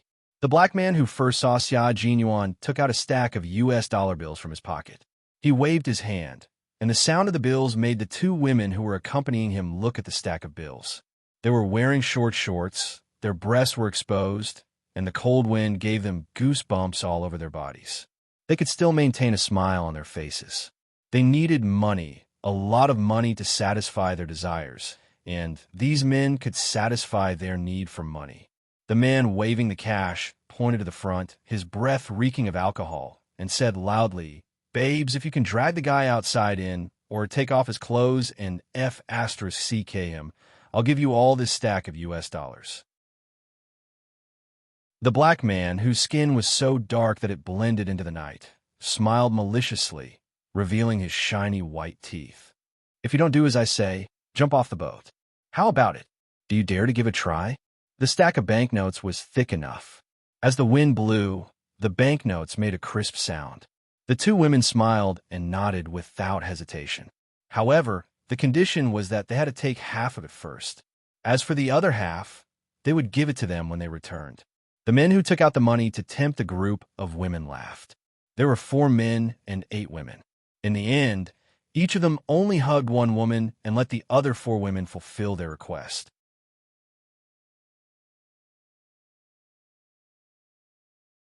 Chapter 38:51. An Asian, a very powerful Asian man, a guy that Cobra had a whole new level of respect for and wanted to promote. He was too much of an eyesore. He didn't like smoking, drinking, and even women. Ha ha ha. Maybe there really was a guy who was impotent, as they had guessed. Ha ha ha. If a man was impotent, could he still be considered a man? Tonight, let's see if he was a man. Xia Jinyuan had already heard the commotion behind him. The laughter of the man and woman was blown away by the river wind, leaving only faint sounds in his ears. At his feet, Luke, who was shouting that he had peed in his pants, was so drunk that he started snoring. He was so drunk that he couldn't tell whether he was lying on the bed or on the deck. It was very cold, so the sleeping Luke curled up like a pangolin to keep himself warm. The river wind blew the fragrance of alcohol, and the sound of high heels swaying could be heard. Xia Jinyuan turned to look at the 4 black figures walking over on the deck, then looked at the sleeping Luke. He raised his hands with both hands in his pockets and walked to the other side of the deck. Damn it, Luke, who had just woken up from his drunken stupor, suddenly cursed. Then he said something that made Xia Jinyuan stop at his tracks. Xia Jinyuan quickly turned around, bent down, and covered Luke's mouth. However, he released his hand instantly. "Oh, you bunch of damn, dirty things, my brother. Wait for me to come back, my good brother. Wait for me to come back." His voice became lower and lower until it gradually disappeared. The voice disappeared, but Luke started to cry. He was sobbing softly like a sad child. Xia Jinyuan bent down and looked at Luke, who was crying sadly in his dreams. His gaze gradually became complicated, and there was a trace of inquiry. If he hadn't heard wrongly just now, Luke had spoken Russian. Furthermore, he had mentioned the name of a Russian special forces. He didn't understand the rest of the words. He wasn't proficient in Russian, so he couldn't understand what Luke had said to make him cry like this. With a complicated look in his eyes, Xia Jinyuan stopped walking away. He knelt down on one knee and scooped up the drunkard with one hand. The drunkard was a little heavy, so Xia Jinyuan had to exert some strength to lift him up. "Luke, you need to go back to bed and sleep. If you drink again in the future, I won't take care of you like I do now. Do you hear me?" Xia Jinyuan supported the drunkard, who was too weak to even walk, and returned to the cabin on the first floor with great difficulty. 4 women ran over in their 10-centimeter high heels and blocked the way of Xia Jinyuan and Luke. On the deck on the second floor, the 4 black men who were watching the show burst into laughter. They put one of their hands to their mouths and blew a sharp whistle. "Darlings, he's yours tonight, and the money is also yours." They cupped their hands in the shape of a trumpet and shouted at the 4 women, "Think about the money in our hands. You got the money just to F***CK, that impotent man. Ha ha ha, let's go, darlings. Their voices were so loud that Xia Jinyuan could hear them clearly, even though they were a few meters away from each other. Among the 4 people, 2 of them were Cobra's most trusted bodyguards. Cobra had given them a lot of important tasks, including murder and arson, to complete. They had been displeased with him for a long time and had always wanted to find trouble with him and get rid of him. Unfortunately, they didn't have the opportunity to do so until now.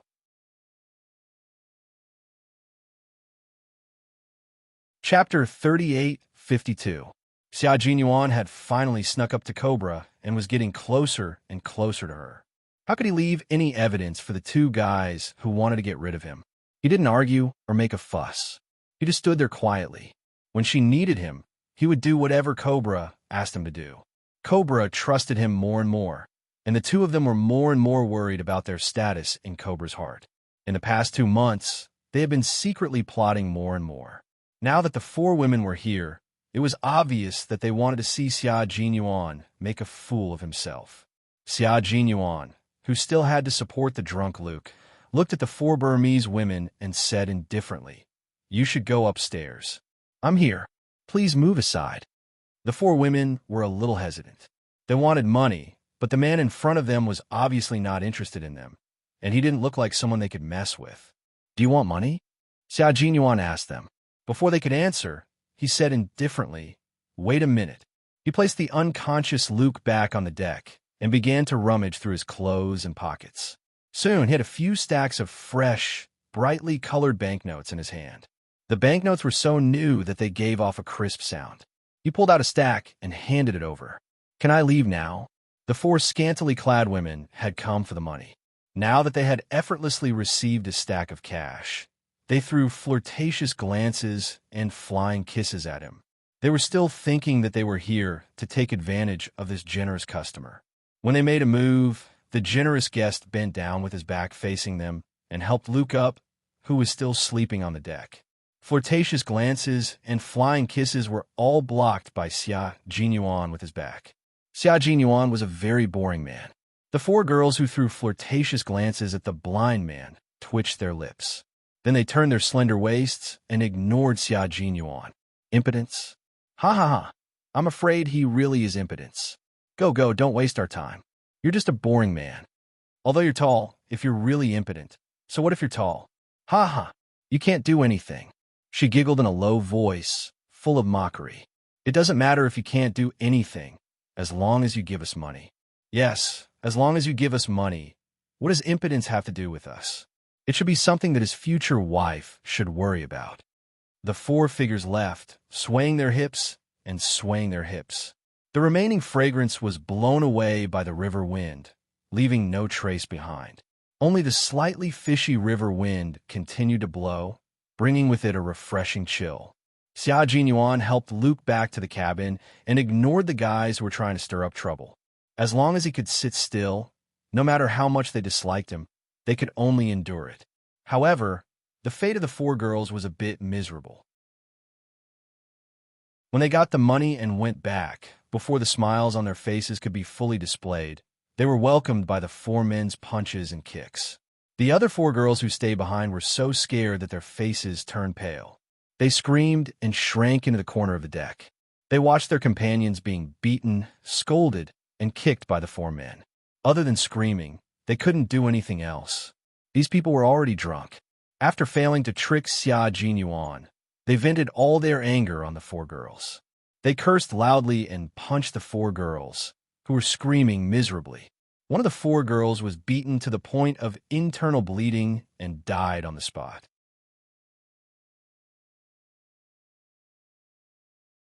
Chapter 38:53. The 4 black men were very arrogant.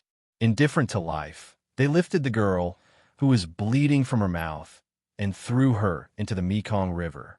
The surging waters of the Mekong River swallowed her body, which had died for money, and disappeared in the blink of an eye. There was still a faint smell of blood in the air. The 4 black men, who were tired of beating, cursed and left the 3 girls who had also been beaten until their bones were fractured. Then, They hugged the four girls who were trembling in fear and left the scene. It was a new round of revelry. Xia Jinyuan found out about this the next morning. Luke was sitting on the edge of the bed. After a hangover, he seemed to have indulged himself for the whole night. Even his eyelids were drooping, and he had no energy at all. Xia Jinyuan, who had handed him milk and bread, sat on a small chair next to him. He put his slender and straight legs on the narrow bed and looked at him indifferently. I don't like to serve a drunkard who can't even tell the difference between gunshots and firecrackers. I hope this kind of thing won't happen again in the future. God, I just heard those bastards beat a party girl to death and threw the poor woman into the cold river. Is this true? If it's true, God, this is very unfortunate news. Luke, who had finished the milk in one gulp, had an exaggerated and stiff expression. He changed the topic to other people's affairs and said regretfully, "What a poor girl." Don't change the topic, Luke. You drank too much last night and said a few words in a very strange language. Xia Jinyuan looked at him and took in all the subtle expressions on Luke's face. When Luke heard him say a few words in a strange language, his eyes went still for 3 seconds. Then, after his eyelashes trembled slightly, he looked up and said with a smile, "A very strange language? It's just a drunkard's nonsense. Don't take it to heart, my man. Didn't they cause trouble over there? They beat the party girl to death. These guys like to give Cobra everywhere they go. Mister gets into trouble and gives Cobra a headache." The subtle change in his expression made Xia Jinyuan realize that Luke had taken his words to heart. The Signal Flag Special Task Force was a mysterious special task force that was mainly engaged in secret activities outside of Russia. The most famous battle was in 1993. Terrorists hijacked a nuclear-powered ship, and the Signal Flag Special Forces were ordered to rush over. They approached the nuclear-powered ship without anyone noticing. The frogmen used a special method to sneak to the sides of the ship and quickly took down the terrorists who were on guard outside the ship. Then, a few paratroopers were able to descend from the sky, even when the wind speed reached 15 meters per second. They surrounded the hijacked nuclear-powered ship and successfully fought terrorism. This battle was also the only time the Russian Signal Flag Special Forces appeared in the past 10 years. After that, there was no more news of Signal Flag. There were even international rumors that Signal Flag Special Forces no longer existed. Obviously, this rumor was wrong. It wasn't that the Signal Flag Special Forces didn't exist, but they continued to work for Russia's national defense in a more covert manner. As for Luke, it was very likely that he was a member of the Signal Flag Special Forces. A member of the Signal Flag Special Forces who had been hiding by Cobra's side for 5 years. Was it possible? Xia Jinyuan didn't immediately confirm Luke's identity after hearing about the Signal Flag Special Forces from the drunk Luke last night. Who knew if the other party was testing him again? However, he didn't believe that Luke had nothing to do with the Signal Flag Special Forces. After a drunken night, Luke drank like a child. He was all too familiar with the emotions in his cries. Chapter 38:54. While Luke was crying, Xia Jinyuan thought of his comrades who had sacrificed themselves. He thought of the J-5 who had fallen into his arms that year and whose body temperature had gradually cooled down. That was the cry of despair when a comrade had sacrificed himself in front of him, and he could only watch helplessly as his comrade fell. There was no need to cry out loud. Even if he was just holding back his tears, he could feel the despair. As one of the sharp swords in Russia's anti-terrorism operations, the Signal Flag Special Forces was the same as the Snowfield Brigade. In unknown places, some people had fallen forever in order to protect their motherland. Last night, was Luke crying for his comrades who had sacrificed themselves? Was a Russian Signal Flag Special Forces also targeting Cobra? Was Cobra's underworld force so deeply involved? If Luke was really a member of the Signal Flag Special Forces, then what he needed to do next was to first confirm Luke's identity. Confirming Luke's identity was very risky. He needed to think about it carefully. Moreover, even if he confirmed Luke's identity, it didn't necessarily mean that the two of them could become allies. Sometimes, for the sake of their own country's interests, An ally today might be an enemy tomorrow. The disadvantages outweighed the advantages, so he had to be cautious. While Xia Jinyuan was thinking quickly, Luke's heart was like a stormy sea. He knew that he had drunk a lot last night, but he really couldn't remember what he had said. Did he really say something? Did he speak his mother tongue? Impossible. He had undergone deep hypnosis, and through special psychological hypnosis, his mother tongue had become his second language. Last night, even if he was drunk, he couldn't speak his mother tongue. But Xiao was a very honest man. He said that he had spoken a language that he didn't understand, so it was very likely that he really had said it. Now, there was only one big question. Did Xiao understand what he had said? Luke, whose emotions were fluctuating, lowered his eyes slightly. He needed to think of a way. If Luke, who lowered his eyes, pursed his lips. If that was really the case, then sorry, Xia. No matter how much he admired Xia, he couldn't keep him anymore. He hoped that, after testing him, this man whom he admired didn't know what he had said. Xia Jinyuan, who was paying close attention to Luke, looked away indifferently. He didn't need to deliberately confirm Luke's identity. If Luke was really a member of the Signal Flag Special Forces, he would be more impatient than him. Xia Jinyuan smiled slightly. Then he quietly waited for Luke's next move. Qin Ma. Qin Ma. Just as he finished speaking, the cruise ship seemed to have hit something. It first hit, then bounced, then slowly came to a stop. The cruise ship had docked, and the party was over. It was time to settle the score. Xia Jinyuan, who answered Luke, withdrew his slender legs from the edge of the small bed and stood up. Okay, drunkard, you can wash your face and change your clothes. We should go ashore. Luke, who had a hangover, still had a headache. He felt dizzy and uncomfortable. He frowned, pressed his palms to his forehead, and said in a muffled voice, Okay, I still need to wash my face.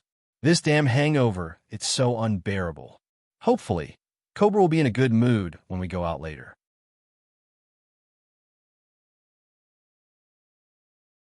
Chapter 3855. Then you will be very disappointed. Mr. Cobra is not in a good mood. On the contrary, he is in a very, very bad mood right now. Xia Jinyuan, who had already walked to the door, stopped. He leaned forward slightly and said to Luke, who needed someone to calm down, but we don't need to worry about Cobra's bad mood. The ones who should be worried are the four of them. Cobra is in a very bad mood. Everyone is in a very bad situation, Luke said in a low voice, then stood up to tidy himself up. After sniffing his collar, Luke was so disgusted that he almost vomited. When he lowered his head to adjust his belt, Luke's fingers froze. Damn it, did I pee in my pants last night? This is really the worst drunkenness ever. I can't let last night's incident happen again. After Luke tidied up, almost all the people on the cruise ship had left. Xia Jinyuan did not wait for him on the ship. He stood on the shore and looked at the scenery of the Mekong River and the Golden Triangle while waiting for Luke's arrival. When Luke walked out of the cabin of the cruise ship and saw the scenery in front of him, his expression changed in an instant. His expression was so cold that it contained a murderous aura. In just a short moment, Luke smiled again. That murderous aura seemed to be an illusion. Xia Jinyuan, who was standing on the shore, waved at him, indicating that he should hurry up. Luke gently closed his eyes and then stepped out of the cruise ship. Cobra's anger did not affect Luke and Xia Jinyuan, but because of the other four people, Luke and Xia Jinyuan had no choice but to stand up and face the problem posed by Qin Mongsane together. Luke walked out of the cabin and walked to Xia Jinyuan, who was standing guard outside. With a cold expression, he said, The trouble they caused last night needs the two of us to help solve it. Those damn bastards, sometimes I really want to shoot them. Now, everyone followed Cobra into the depths of the primeval forest at the junction of Myanmar, Thailand, and China. It was the closest to Thailand and the furthest from China. It took more than 3 hours to drive in. This was the temporary hideout of the Burmese mafia boss, Qin Mongsane. It was also the base of his secret dealings. Safe, hidden, and protected by some people in the Burmese military. The giant umbrella behind him allowed Qin Mongsane to almost monopolize the drug trade market in Burma. Now, Chimong Sane had given Cobra a difficult problem, and the reason for this problem was that Cobra's subordinates had killed the woman he had planned to send to pick up the goods. After coming out, Luke told Xia Jinyuan the main points of their discussion in the wooden house. Chimong Sane told Mr. Cobra that the woman killed by those bastards last night was very powerful. She often appeared in Myanmar, Thailand, and China, and brought his goods in or out safely. Now that she was killed, Mr. Cobra had to send someone to replace the goods she was supposed to bring with our people. Chimong Sane was the Burmese mafia boss that Cobra met with this time. Cobra needed the high-purity goods in his hands to earn more money and expand his underground forces. Hearing this, Xia Jinyuan slightly raised his eyebrows. So, what does it have to do with me? I just need to take the goods out. Whoever caused the trouble will have to do it. It's a simple matter. Xia, you're too naive. Things have become very complicated. Luke looked at Xia Jinyuan with pity. He reached out his hand and patted him on the shoulder. He sighed and said, "First, I need to tell you a very good news. Cobra thinks that the guy is not capable enough to solve the problem for him. He asked me to bring you to the conference room to participate in the meeting with us."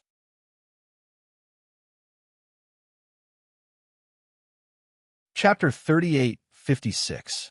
Upon hearing this, Xia Jinyuan's eyes flashed with a hint of surprise, as if he was surprised that Cobra would allow him to participate in the meeting. The surprise in his eyes made Luke laugh. "Congratulations, Xia. From now on, you can sit in meetings like us. You don't have to stand outside to stand guard for us. Cobra's trust in you has taken another step forward." For Xia Jinyuan, who had spent a year to get to Cobra's side, being able to participate in the meeting was indeed good news.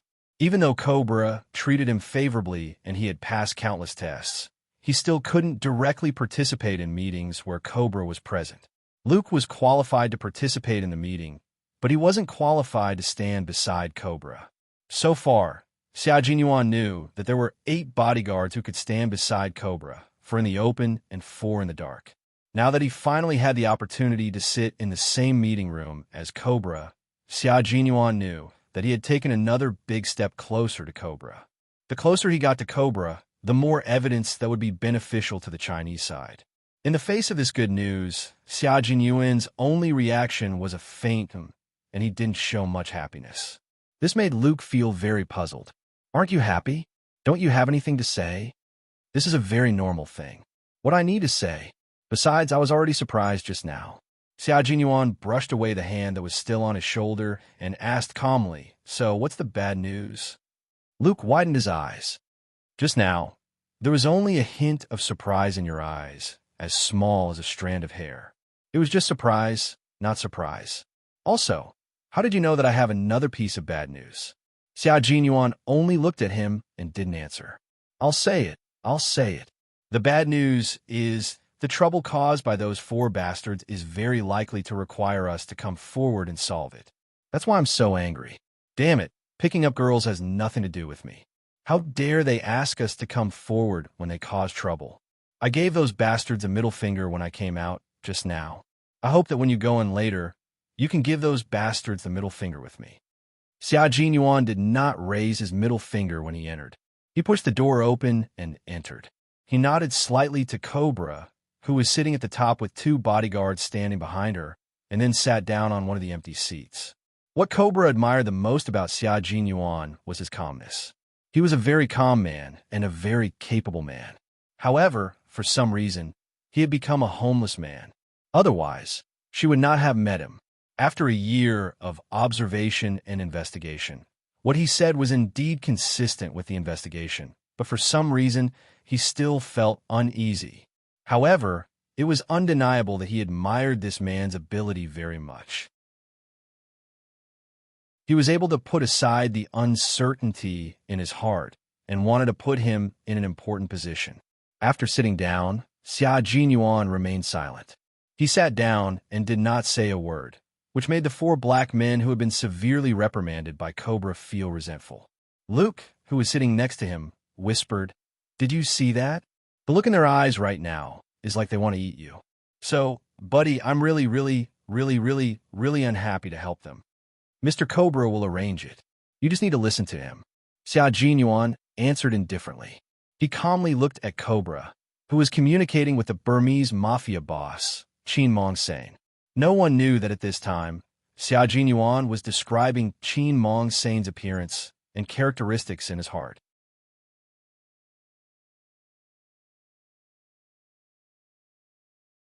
Chapter 38:57. This was the first time he had seen Qin Mongsane up close. Before this, even though they had been on the same cruise ship last night, he had not seen Qin Mongsane. Luke glanced at the four people standing in front of him who could not even sit down. He rolled his eyes at them, which made the four people who were shocked by Xia Jinyuan's entrance angry. This bastard, is he laughing at the four of us? That's right, I'm laughing at you guys. Luke, who had rolled his eyes at him, smiled and retaliated. At the same time, he secretly gave him a middle finger. Although Luke was one of Cobra's bodyguards, his relationship with the four black men who secretly handled many things for Cobra was very ordinary. The four black men were not very friendly to Luke, but Luke was highly valued by Cobra, so no matter how much they disliked Luke, they did not dare to make things difficult for him. However, Xia Jinyuan was different. They knew that Cobra did not value Xia Jinyuan as much as he said, so they were not polite to Xia Jinyuan. The four people who could not fight with Luke glared at Xia Jinyuan. What a hateful Asian man. So what if he attended the meeting? How could Mr. Cobra trust a guy who he had only known for a year to attend the meeting? Mr. Cobra needed him to complete the deal with Qin Mongsane. Qin Mongsane looked at Xia Jinyuan several times and nodded several times. It seemed that he was very satisfied with Xia Jinyuan. He was indeed very satisfied with Xia Jinyuan. It was too convenient for a man who looked no different from a Chinese man to enter Chinese territory. Moreover, this man was very good-looking and easily made people have a good impression of him. People would not think that there was something wrong with him at first glance. He was very relieved to have such a person enter Chinese territory. Seeing that Mr. Cobra is very sincere, as long as you bring back the goods I need this time, I will definitely provide Mr. Cobra's goods first. I won't let Mr. Cobra wait for too long. I look forward to working with Mr. Cobra. The short Qin Mongsane stood up and extended his hand with a smile. He shook hands with Cobra, who had a melancholy temperament and did not look like a mafia boss. See you in 10 days. Okay, no problem. We will bring the goods here and hand them to you in 10 days. Cobra stood up and shook hands with the shrewd and ruthless Burmese mafia boss. The initial cooperation was established, and whether or not Xia Jinyuan could bring back the goods, personally sent Qin Mongsane out.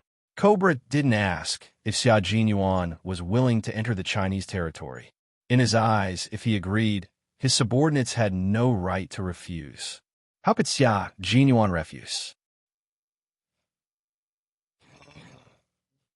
Therefore, when Cobra came back and asked him if he was willing to go to China, Xia Jinyuan only replied, I'll listen to your arrangements. I'll do whatever you arrange to make you satisfied. In return, Cobra laughed out loud. That's right. He admired Xia Jinyuan's calmness, and he admired his obedience even more. He was very happy to promote an obedient and capable subordinate. Very good. I'm very relieved to have you go to Chinese territory. Qin Mongsane only gave us 10 days. I will fight for 15 days to give you more time to plan your escape. Don't worry, Xia. I am very satisfied with your loyalty. I won't let you go alone. Luke, stand up.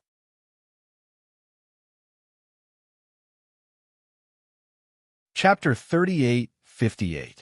Cobra was in a good mood after solving a troublesome problem. He said to Luke in a pleasant tone, I know you have a good relationship with Xia. Next, I need you to enter China with Xia. I also need you to protect Xia. Luke, can you do that? Sir, of course I can. Xia is my friend. I will definitely protect his safety and make sure he can do everything for you safely. Luke replied to Cobra seriously. His words were similar to Xia Jinyuan's. They both expressed their obedience to Cobra. Very good. Both of you are my most admired subordinates. I believe you will not let me down. Cobra's face, which was so thin that his skin was sickly pale, regained some color from his laughter. His eyes, which were as melancholy as an artist's, were filled with smiles. Don't worry. I never treat my loyal subordinates unfairly. After he finished speaking, his gaze seemed to inadvertently sweep across somewhere. He then shook his head lightly at the two of them, as if to remind them of something. Yes, sir. The two of them got up at the same time and left the meeting room tactfully. Cobra reminded the surveillance in the meeting room that they could leave now. When Luke closed the wooden door of the temporary meeting room, he received a look from Cobra. He nodded slightly as he understood Cobra's gaze. After the wooden door closed, Cobra's angry roar could be heard from the meeting room. It was an angry roar towards the 4 people who caused trouble last night. Then, the familiar sound of gunfire could be heard. Everything returned to normal. Cobra will never keep people who cause trouble for him, especially people who delay his schedule and make money. He will not keep them for long. Luke stood in the open field in front of the wooden house and reminded Xia Jinyuan, no one can challenge Cobra's dignity. You and I are the same. His reply was so concise that it could not be any simpler. This made Luke very discouraged. He really did not understand why this guy did not like to talk. In the past, he did not like to talk. Now that they were familiar with each other, he still did not like to talk. It was really incomprehensible. In the wooden house, Cobra's most trusted bodyguard stood in front of the window. He retracted his gaze from the outside and returned to Cobra's side. He bent down, lowered his head, and whispered a few words to Cobra. Cobra nodded. The smile on his thin and pale face did not diminish. Very good. You can withdraw the people who are watching him. If he can really help me this time, I will hand him over to you in the future. The conference room was filled with the smell of blood. Cobra stood up and glanced coldly at the guy lying in the pool of blood. A hint of hostility flashed through her eyes. She then glanced at the other 3 people who didn't even dare to breathe. She lifted her feet and walked out of the conference room. The guy lying in the pool of blood was a warning to the 3 of them. Just as Luke had said, they had to pay a price for delaying his business. Chi Mong Sain, the leader of the Burmese mafia, saw everything that happened in the meeting room. He was very satisfied. Cobra he was very cooperative, and he liked that someone had finally come forward to help him solve his biggest headache. Inform our people in China to avoid the Chinese border police and return to China immediately. Chi Mong Sain said happily. His inverted triangular eyes flashed coldly like a poisonous snake. Tell my brothers that I, Chi Mong Sain, will definitely avenge the brothers who were killed by the Chinese border police. Chi Mong Sain, who was closely watched by the Chinese border police and had been severely suppressed by them, hated the Chinese border police to the core. He planned to take revenge and vowed to fight the Chinese border police to the death.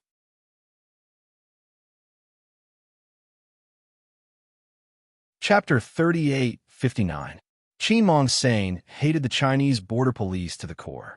It could be said that there was no other country that gave him as much of a headache as China.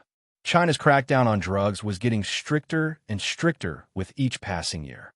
In the past, they could still transport goods across the border, but now, if it weren't for the fact that the Chinese market was big enough, he would have given up. Chi Mong Sain naturally knew a little about Cobra, but only a little. Other than knowing that Cobra was the king of drugs from Maribin, Chi Mong Sain knew nothing about him. Now, Chi Mong Sain only wanted to use Cobra, the king of drugs from Maribin, to solve the current problem. Reveal Cobra's whereabouts, and let the Chinese border police keep an eye on him. We'll do our part to teach the Chinese a lesson. They've harmed so many of my brothers. It's time to get back at them. Chi Mong Sain secretly arranged his plan, and Cobra, who had left the conference room, did not stay idle. Now that Cobra was in someone else's territory, he was more vigilant than ever. He found Luke and Xia Jinyuan again and reminded Xia Jinyuan and Luke to be careful. China is one of the countries that gives me a headache at the moment. They are very strict in their supervision of invading forces. I originally planned to complete the deal with Chi Mong Sain and enter China. Now, you two should finish his business first. After I'm done with my business, I'll meet up with you soon. Before this, Xia Jinyuan didn't know that Cobra was going to enter the Chinese territory. Hearing this, Xia Jinyuan's calm eyes changed slightly. He needed to be able to enter Cobra's study room at any time. This was also the goal he had been working hard for the past year. Moreover, his opportunity to enter Cobra's study room at any time had come. Next, he needed to reveal the news of Cobra entering China to his comrades in the Snowfield Brigade, so that they could cooperate with him to achieve the goal he had been working hard for. Luke already knew that Cobra would enter China, so he was a little surprised that Cobra told Xia Jinyuan about his upcoming itinerary. However, he quickly regained his composure. Cobra was paying more and more attention to Xia with each passing day. Today, he had allowed Xia to participate in the meeting, and now he had revealed his schedule to Xia. It seemed like Cobra had decided to let Xia follow him. I would like to make some suggestions about your itinerary. Luke put away his usual cheeky smile. The bodyguard that Cobra admired. He was a bodyguard that liked to laugh, but when he was serious, he was hard to ignore. Forgive me for being rude, but I don't agree with everything that Qin Mong Sane said today. A call girl is the subordinate he is most satisfied with? This, sir, is a joke in itself. He had simply wanted to use Philo and the others' deaths as an opportunity to make his demands. Sir, his request makes me wonder if there are any big movements at the Chinese border recently, which is giving him a headache. If you need to enter China, I suggest that you wait for me and Xia to return before you make any plans. I believe that you will be safer that way. Luke had basically exposed the current situation of Qin Mong Sane, who was being targeted by the Chinese border police. His sharp senses made Xia Jinyuan take a few more glances at him. What made Xia Jinyuan even more nervous was that Luke placed great importance on Cobra's safety. Could it be that Luke was not a member of the Signal Flag, Special Forces? The thought flashed through Xia Jinyuan's mind, but he immediately denied it. He trusted his intuition, and he trusted the pain in Luke's cries last night. Luke's words and actions could be faked, but the despair and pain in his cries could not be faked.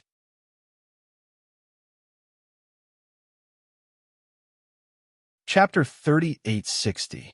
Of course, regardless of whether Luke was a member of the Signal Flag Special Forces or not, he did not intend to verify it himself. He only intended to wait and see. You reminded me. Cobra listened to Luke's suggestion and agreed with Luke's suggestion. China is also one of the countries I don't want to set foot in.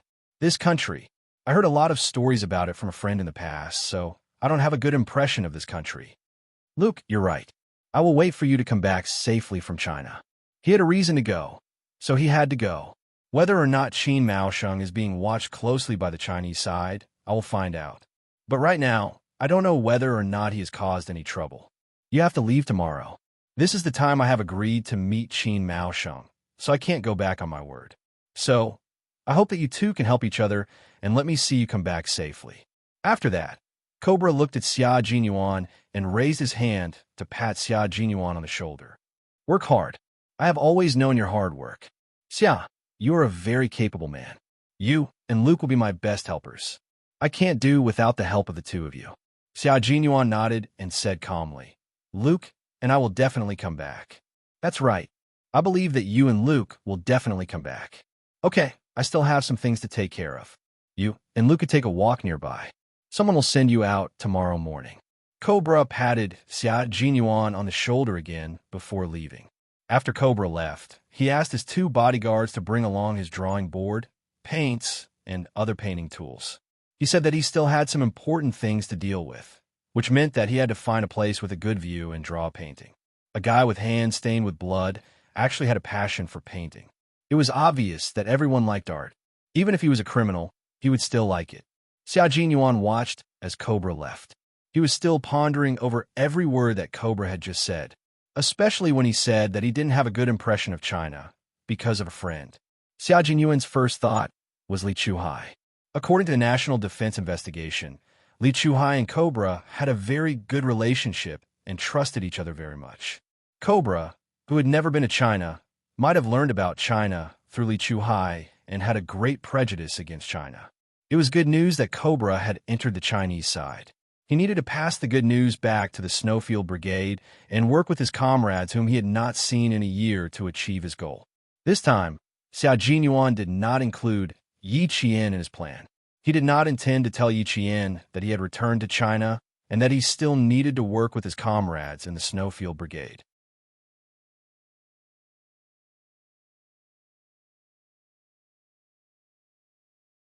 Chapter 3861. At this moment, G3 only received the assembly bell from the veterans' dormitory and quickly completed the emergency assembly of the veterans. K7, step forward. T6, step forward. XY, step forward. As G3 reported the code names of the special forces who were heading to a certain border of our country to carry out a mission, the veterans who stayed behind vaguely guessed something. They didn't make any eye contact, but at this moment, everyone's eyes were shining with incomparable excitement. Then, a few more comrades who were active at the border stepped forward. The veterans who didn't step forward guessed something. Their captain, who they hadn't seen for a year, their Q King, had appeared at a certain border of our country. The recruits who had been training for a year and had gone through countless tests still didn't know what was going on. Even though G3 didn't say anything, the veterans who stayed behind knew what was going on. The 13 comrades who stepped forward stay behind. The rest are dismissed. In the darkness of the night, G3's eyes were like torches as he stood under the light. He swept his gaze over the veterans who had already understood what was going on. His cold voice was slow and incomparably relaxed as he said, "Just wait for our good news." This sentence confirmed all the guesses in the hearts of the veterans. The veterans who stepped forward hadn't even prepared to leave yet, but they were already rubbing their fists and rubbing their palms. This year, none of the comrades of the Snowfield Brigade went home for the new year. Even Wu Yu, who had a girlfriend, Yin Rong, whose wedding had been postponed, and Han Jing, Z7, who was urged by the elders in his family every time he called home, didn't go home. They all stayed at the base to wait for news from their captain. Now that there was news, and it was the latest news about Q King, they sat in the conference room and listened seriously to Major General Yang's video chat. They were afraid that they would miss out on important information if they were slightly distracted. Major General Yang, who had heard the news about Xia Jinyuan, was also very excited at this time. Facing the special forces who were heading to a certain border of our country, he said in a deep voice, "According to the news, Cobra will enter China's territory after Q King safely returns to Myanmar. We will cooperate with the border police officers and soldiers. After Cobra enters China, we will immediately take action and fully cooperate with Q King's plan." Now, the Snowfield Brigade will send out 2 groups of 14 comrades to the border immediately and be on standby. Over the satellite video call, Major General Yang and the 14 Special Forces soldiers who were about to head to the border to cooperate with Xia Jinyuan to complete the plan were discussing the detailed battle plans. Less than half an hour after the news came, all the veterans of the Shuiyu Brigade had gathered. In the snow-capped mountains, a total of 14 Special Forces of the Shuiyu Brigade were ready to set off. They took 2 helicopters and left the base, heading to the border between China, Myanmar, and Thailand. In the military headquarters, Major General Yang, who had returned to his office, stood in front of the window. He didn't move for a long time. He just stood there until the sky turned white.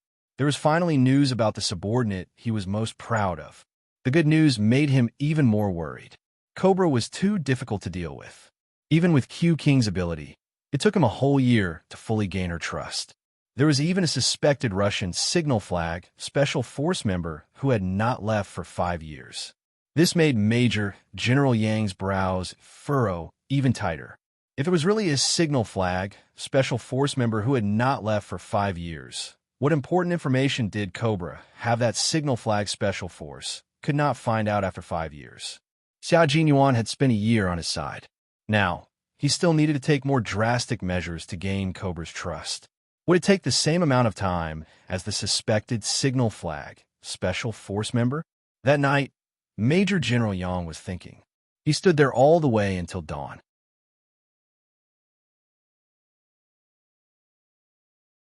Chapter 3862. Xia Jinyuan had returned to China and snuck into the country illegally. Major General Yang, who had been standing there all night, was the first to receive the news from the Information Processing Center. After deciphering it, he informed G3, the deputy leader of the Snowfield Brigade.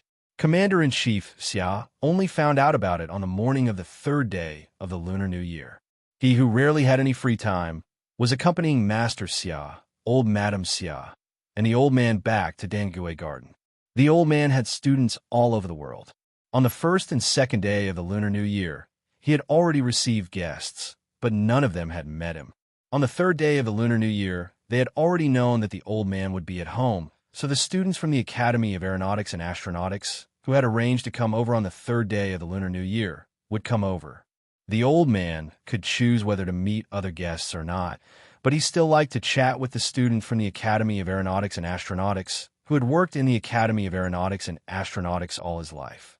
Although he had retired from the Academy of Aeronautics and Astronautics, he still had his heart in the Academy of Aeronautics and Astronautics. From time to time, some complicated and difficult-to-understand diagrams would appear on the desk in his study. There were also a bunch of formulas that could not even be understood. They were all the result of the old man thinking of something again and then silently designing them by himself. Before receiving the call, Commander-in-Chief Xia was talking to the old man about the heavy firepower of the fighter aircraft. There were still some problems at present. When the old man heard this, he said, "Just solve the problems when they arise. I have seen the experiments here and have discussed it with the experts in the heavy firepower of the Academy of Aeronautics and Astronautics several times. The students who came over today are here to pick me up and bring me to the laboratory. New meeting. I have troubled you for the past few days. Your old man is so enthusiastic that if I don't go, I will be a sinner. He is still as stubborn as when he was young." Master Xia, who had invited the old man to family summer for the Lunar New Year, had previously driven his two sons, who were both working in the capital, to Dangue Garden because he had rejected the invitation. He had also ordered them to invite the old man to family summer for the Lunar New Year, even if they had to kneel down and invite him. There was no way old Mister would let a Minister of National Defense, a director of the military department, kneel down and invite him. Old Mister, who had never troubled anyone in his life, went to the family summer festival to celebrate the new year. The lively atmosphere made old Mister feel very comfortable and comfortable.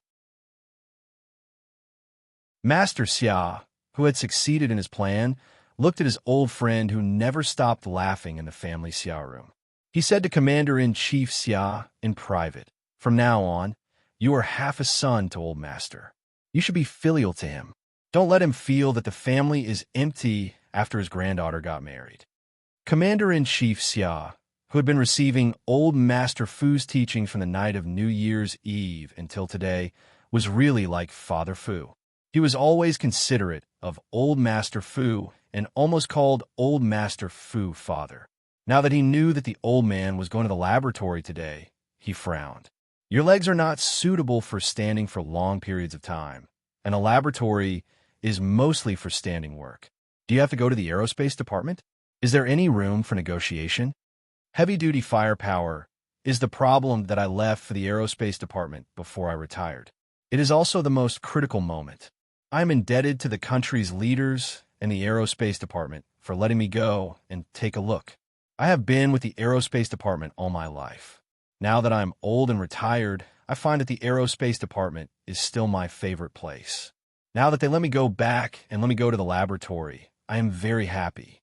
I can't stand for long periods of time. The aerospace department has also thought of a way for me. You can rest assured."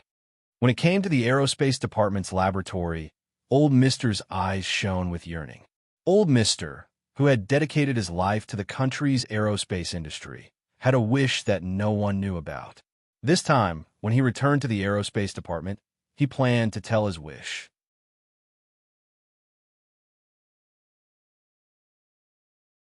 Chapter 3863. The old man's wish that no one knew about was heart-wrenching. He hoped that the country would allow his ashes to be brought onto the newest fighter jet after his death, so that he could once again feel the strength of his motherland and once again have intimate contact with his lifelong dedication. Then, his ashes would be scattered into the sea, and his life would be reset. This was the old man's wish that even his granddaughter, Yi Chen, didn't know about. Today, he would tell the Aerospace Academy and see if it could be realized. Looking at the old man's spirited eyes, Commander-in-Chief Xian knew that his persuasion would have no effect. He had no right to persuade or stop an old scientist's lifelong struggle. just as Commander-in-Chief Xia was about to say a few words of concern. "Old sir, please take good care of yourself." He received a call from Major General Yang. The call was connected, and for a few seconds, Commander-in-Chief Xia's eyes suddenly glistened with tears. There was finally news of his sixth son, the brat who had completely cut off all contact with the country, and now he had sneaked into the Chinese territory, but his identity had become illegal. Commander-in-Chief Xia secretly wiped the corners of his eyes and said calmly, "Okay, I'll rush back to the military headquarters right away." As soon as the old man heard this, he knew that something had happened at the military headquarters. Without waiting for Commander-in-Chief Xia's order, he asked the driver in front to pull over. Then the car that Master Xia and old Madam Xia were in also pulled over. Soon, Commander-in-Chief Xia, who was deeply sorry that he couldn't accompany them, asked the driver to send him directly to the military headquarters. The old man, Master Xia, and old Madam Xia took the same car to Dangue Garden. When they arrived at the entrance of the military headquarters, Commander-in-Chief Xia hurriedly pushed the car out. He didn't wear a military uniform, nor did he let the guard beside him drive. He walked quickly and took out his relevant documents for the sentinel to check. The guard beside Major General Yang was already waiting at the gate. When he saw the Commander-in-Chief walking quickly, he immediately went to greet him. The sentinel only allowed him to pass after completing the strict inspection. Commander-in-Chief Xia walked so fast that he almost jogged. Fortunately, Major General Yang had arranged a car for him. After entering the military headquarters, he took the car directly to the information center. When Commander-in-Chief Xia arrived at the information center, his back and forehead were covered in sweat. The message was sent back to the country at 10 p.m. on the second day of the Lunar New Year. Based on the coordinates of the Developed Information Network, Q King was in our country at that time. This is the deciphered message. Major General Yang handed the encrypted document to Commander-in-Chief Xia. "Cobra will be there." Q King returned to Myanmar before entering the country. There was a man with Q King, whom he initially suspected to be from Russia's Signal Flag Special Forces. According to Q King's arrangements, we will fully cooperate with his plan. The following is his entire plan. Commander-in-Chief Xia, who was secretly adjusting his breathing, looked at the entire plan seriously. His hands trembled slightly. He always knew that his son was a daring fellow, but when he really saw his deployment, as a father, he still couldn't stop his heart from trembling. This was a plan to fight to the death, and in this plan, his son might really be sacrificed. Major General Yang said, "That's why the Special Forces of the Snowfield Brigade on his side joined. They have worked together for many years and have a tacit understanding. To a large extent, they can guarantee Q King's safety. Most importantly, there is also the great Poison King, Qin Mong Sane, whom our country has always needed to deal with. Using the encirclement and suppression of Qin Mong Sane as an excuse to kill him, Cobra will reduce the suspicion that this fight is actually targeted at him. Thus, Cobra's suspicion of Q King is reduced, and Q King's safety is once again guaranteed."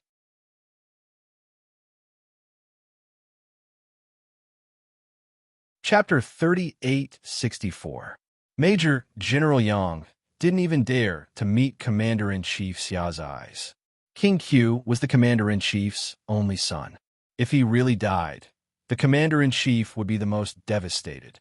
He didn't dare to face the Commander-in-Chief directly because he knew King Q's plan was really risky. Commander-in-Chief Xia obviously understood how risky this plan was, but he had no choice. No matter how worried he was, he couldn't change anything. He could only watch his son walk step by step into the most dangerous situation. Commander-in-Chief Xia gently closed his eyes and suppressed all the insecurity in his heart. He said in a deep voice, "Pass down the order. The 14 Special Forces of the Snowfield Brigade will fully cooperate with Q King to complete the entire plan. If there are any accidents in the middle, kill Cobra with all your strength. If Old Six died, then Cobra had died too. OL6 had infiltrated Cobra's side in order to find out the power behind her and how many of them were hiding in our country. If OL6 had been sacrificed, then he would not have sent anyone to infiltrate Cobra's side. So, it was better to just kill Cobra directly. Major General Yang's expression became serious, and he responded with a deep yes. Then he said, Q King specifically said that Qing Niao can't join, and we can't tell Qing Niao that he came back to China. What do you think should we do? Hi for now. Commander-in-Chief Xia didn't hesitate and replied, since Qing Niao didn't directly join this operation, then there's no need to inform her for now. Sometimes, you don't know whether the news is good or bad. Commander-in-Chief Xia didn't want to distract Yi Qian, but Yi Qian received a message from Zhou Yijin saying help. After calling back dozens of times, Yi Qian finally couldn't take it anymore and directly called Commander-in-Chief Xia's personal cell phone. When she called, Commander-in-Chief Xia had just said that there was no need to inform her for the time being. Coincidentally, when Commander-in-Chief Xia, who was in a rather heavy mood, took out his phone and saw the caller ID, his phone almost shook out of his hand. Speak of the devil, and here comes the devil. This girl's call is making me a little nervous. Chief Commander Xia handed the phone to Major General Yang. After I finished speaking, she called. None of them picked up immediately. Major General Yang thought of Yi Qian's godly sixth sense and couldn't help but wipe his forehead with his sleeve. He didn't dare to pick up the phone, so he said cautiously, could it be that she sensed something again? Commander-in-Chief Xia smiled bitterly. It's not that magical. If she really knows, then it's possible that Q King told her through other channels. He also had a nephew's son-in-law, who was an important figure in both the underworld and the underworld. Before he washed his hands, he had some influence in Yin province. If little Yi knew that old Six had sneaked into the country, she might have found out through his nephew's connections. This possibility was much more likely than her sensing it. Then, are you going to pick it up? Major General Yang pointed at the phone that was still ringing. Of course, how can I not pick it up? Commander-in-Chief Xia cleared his throat. Just as Yi Qian was about to lose his patience, the ringing tone finally changed to Commander-in-Chief Xia's hello. Without waiting for Commander-in-Chief Xia to say anything, Yi Qian said a bunch of things in one breath. Uncle, Yijin sent me a help message 3 minutes ago. I've called her dozens of times, but her phone is turned off. Can you find out her exact location?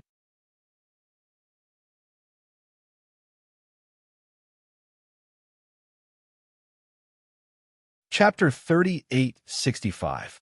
Commander-in-Chief Xia's breathing quickened as he pursed his lips. He did not interrupt Yi Qian and allowed her to continue. A few days ago, I met Yijin at Nangwan's grassroots unit. She told me that she will be performing at Yun Province's Border Defense Company and will only return to Beijing after the performance. Recently, Yun Province's border has not been very stable. Now that Yijin suddenly sent a help message, I suspect that something has happened to her. This kind of message is definitely not a prank by Yijin. If she knows that I received the message, she will definitely take it seriously. She really finished speaking in one breath, without any pauses in between.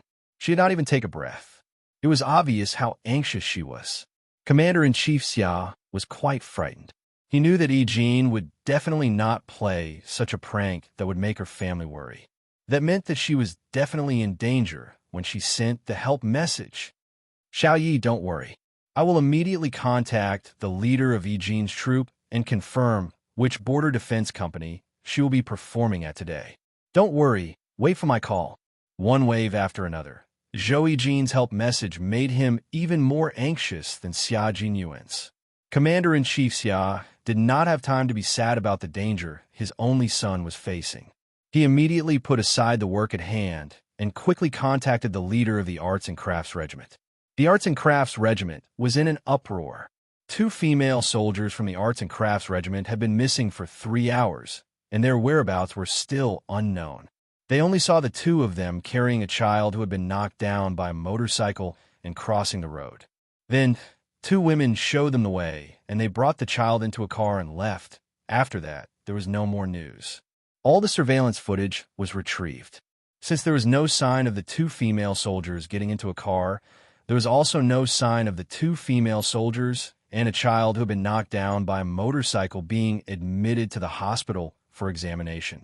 In other words, this was very likely a premeditated scheme against the Chinese soldiers. Commander-in-Chief Xia sent a telegram to the art troop.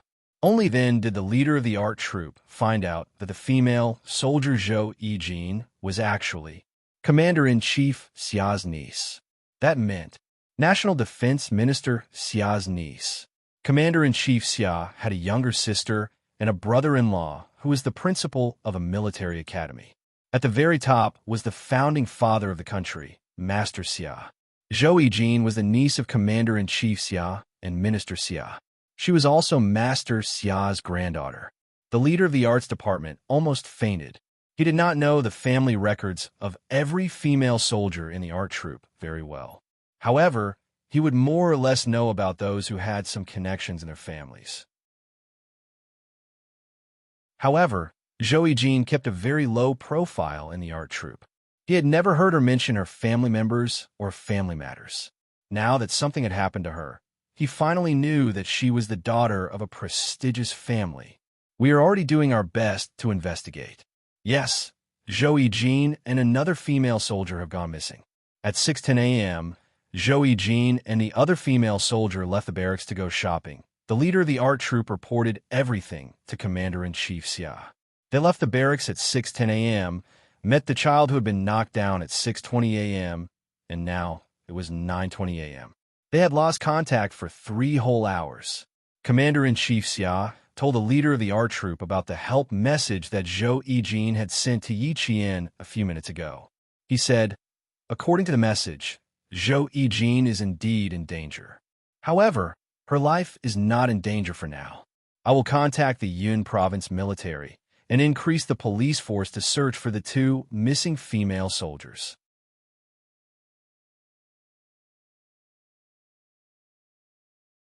Chapter 3866. Commander-in-Chief Xia did not say much to the leader of the art troop. He hung up the phone and immediately contacted the military of Yun province. The disappearance of the 2 female soldiers immediately attracted the attention of the military of Yun province. Both the police and armed police were involved. While Commander-in-Chief Xia contacted the military of Yun province, Yi Qian was not idle either. She was far away in Nangguang province, while Zhou Yijin was far away in Yun province. They were far apart, and she could not help at all. She could not help, but she could analyze why Zhou Yijin only sent her a message asking for help when she had so many friends in her phone. This was the question that Yi Qian had been thinking about when she received the message and kept calling Zhou Yijin. She needed to understand why Zhou Yijin only sent her a message. Was it because her other friends were unreliable? No, she still had the numbers of big brother, second brother, third brother, fourth brother, fifth brother, and sister Iwei in her phone. Therefore, it was definitely not because her friends were unreliable. Other than that, Zhou Yijin must have the contact numbers of her comrades and leaders in the art troop. How could she not send them a message asking for help just because her friends were unreliable? She had so many relatives and friends, but she was the only one who sent the message. Yi Qian, who was gently caressing her phone with one hand, fell into deep thought. Her mind was like a high-speed data line, constantly thinking of certain possibilities and filtering out other possibilities. Finally, she eliminated the unlikely reasons. Gradually, Yi Qian's confusion began to clear up. If only she could solve the danger that Jean was facing, then it made sense why she was the only one who sent the message. Yi Qian had thought of this possibility from the beginning, but there were too many interfering factors. First, the interference from the distance made her filter out this possibility. Now that she thought about it again and again, this explanation made sense in the end. Among all her contacts in her phone, she was the only one who could solve the danger that Jean was facing. Thinking of the key point, Yi Qian immediately picked up his cell phone and called Commander-in-Chief Xia. He couldn't wait any longer. The longer he waited, the greater the danger Jean would face. Yi Jian wanted to find the key to pass the game. Commander Xia, who was far away in Jing City, was talking to Major General Yang, who hadn't left yet. Since Jean doesn't know Xiaoya's true identity, what you said is possible, but it's not realistic. Eugene is giving up what's near at hand to seek what's far away. Giving up what's close at hand to seek what's far away means that the danger she's in is very great. The more she needs a friend she thinks is trustworthy and reliable to save her, the more likely it is that she's in danger. Or rather, she needs a capable friend to rescue her. Commander-in-Chief, Xiao Yi and Eugene have met before. I've also met Eugene before. She's a very smart girl. Last year, Xiao Yi and Old Six suddenly left the family Xia. I think Eugene might have guessed a little. This was quite possible. Although Jean looked carefree on the surface, she was actually very meticulous. Her observation skills were especially powerful. Back when Old Six didn't return home for 2 years, she had secretly asked him if Old Six had entered a difficult military unit. At that time, he thought that Sixth brother had told him, but Eugene said, "I haven't been home for 2 years, and I haven't even called. I can't contact my family either. I grew up under the red flag, and I grew up under the olive green. Uncle, aren't you looking down on me too much? Do you think I don't know anything?" That was the 2nd year after Old Six joined the Snowfield Brigade. This girl had already guessed it. You're tuning in to the Warrior Lore YouTube channel. Don't forget to subscribe and join us on this journey to catch the most captivating stories.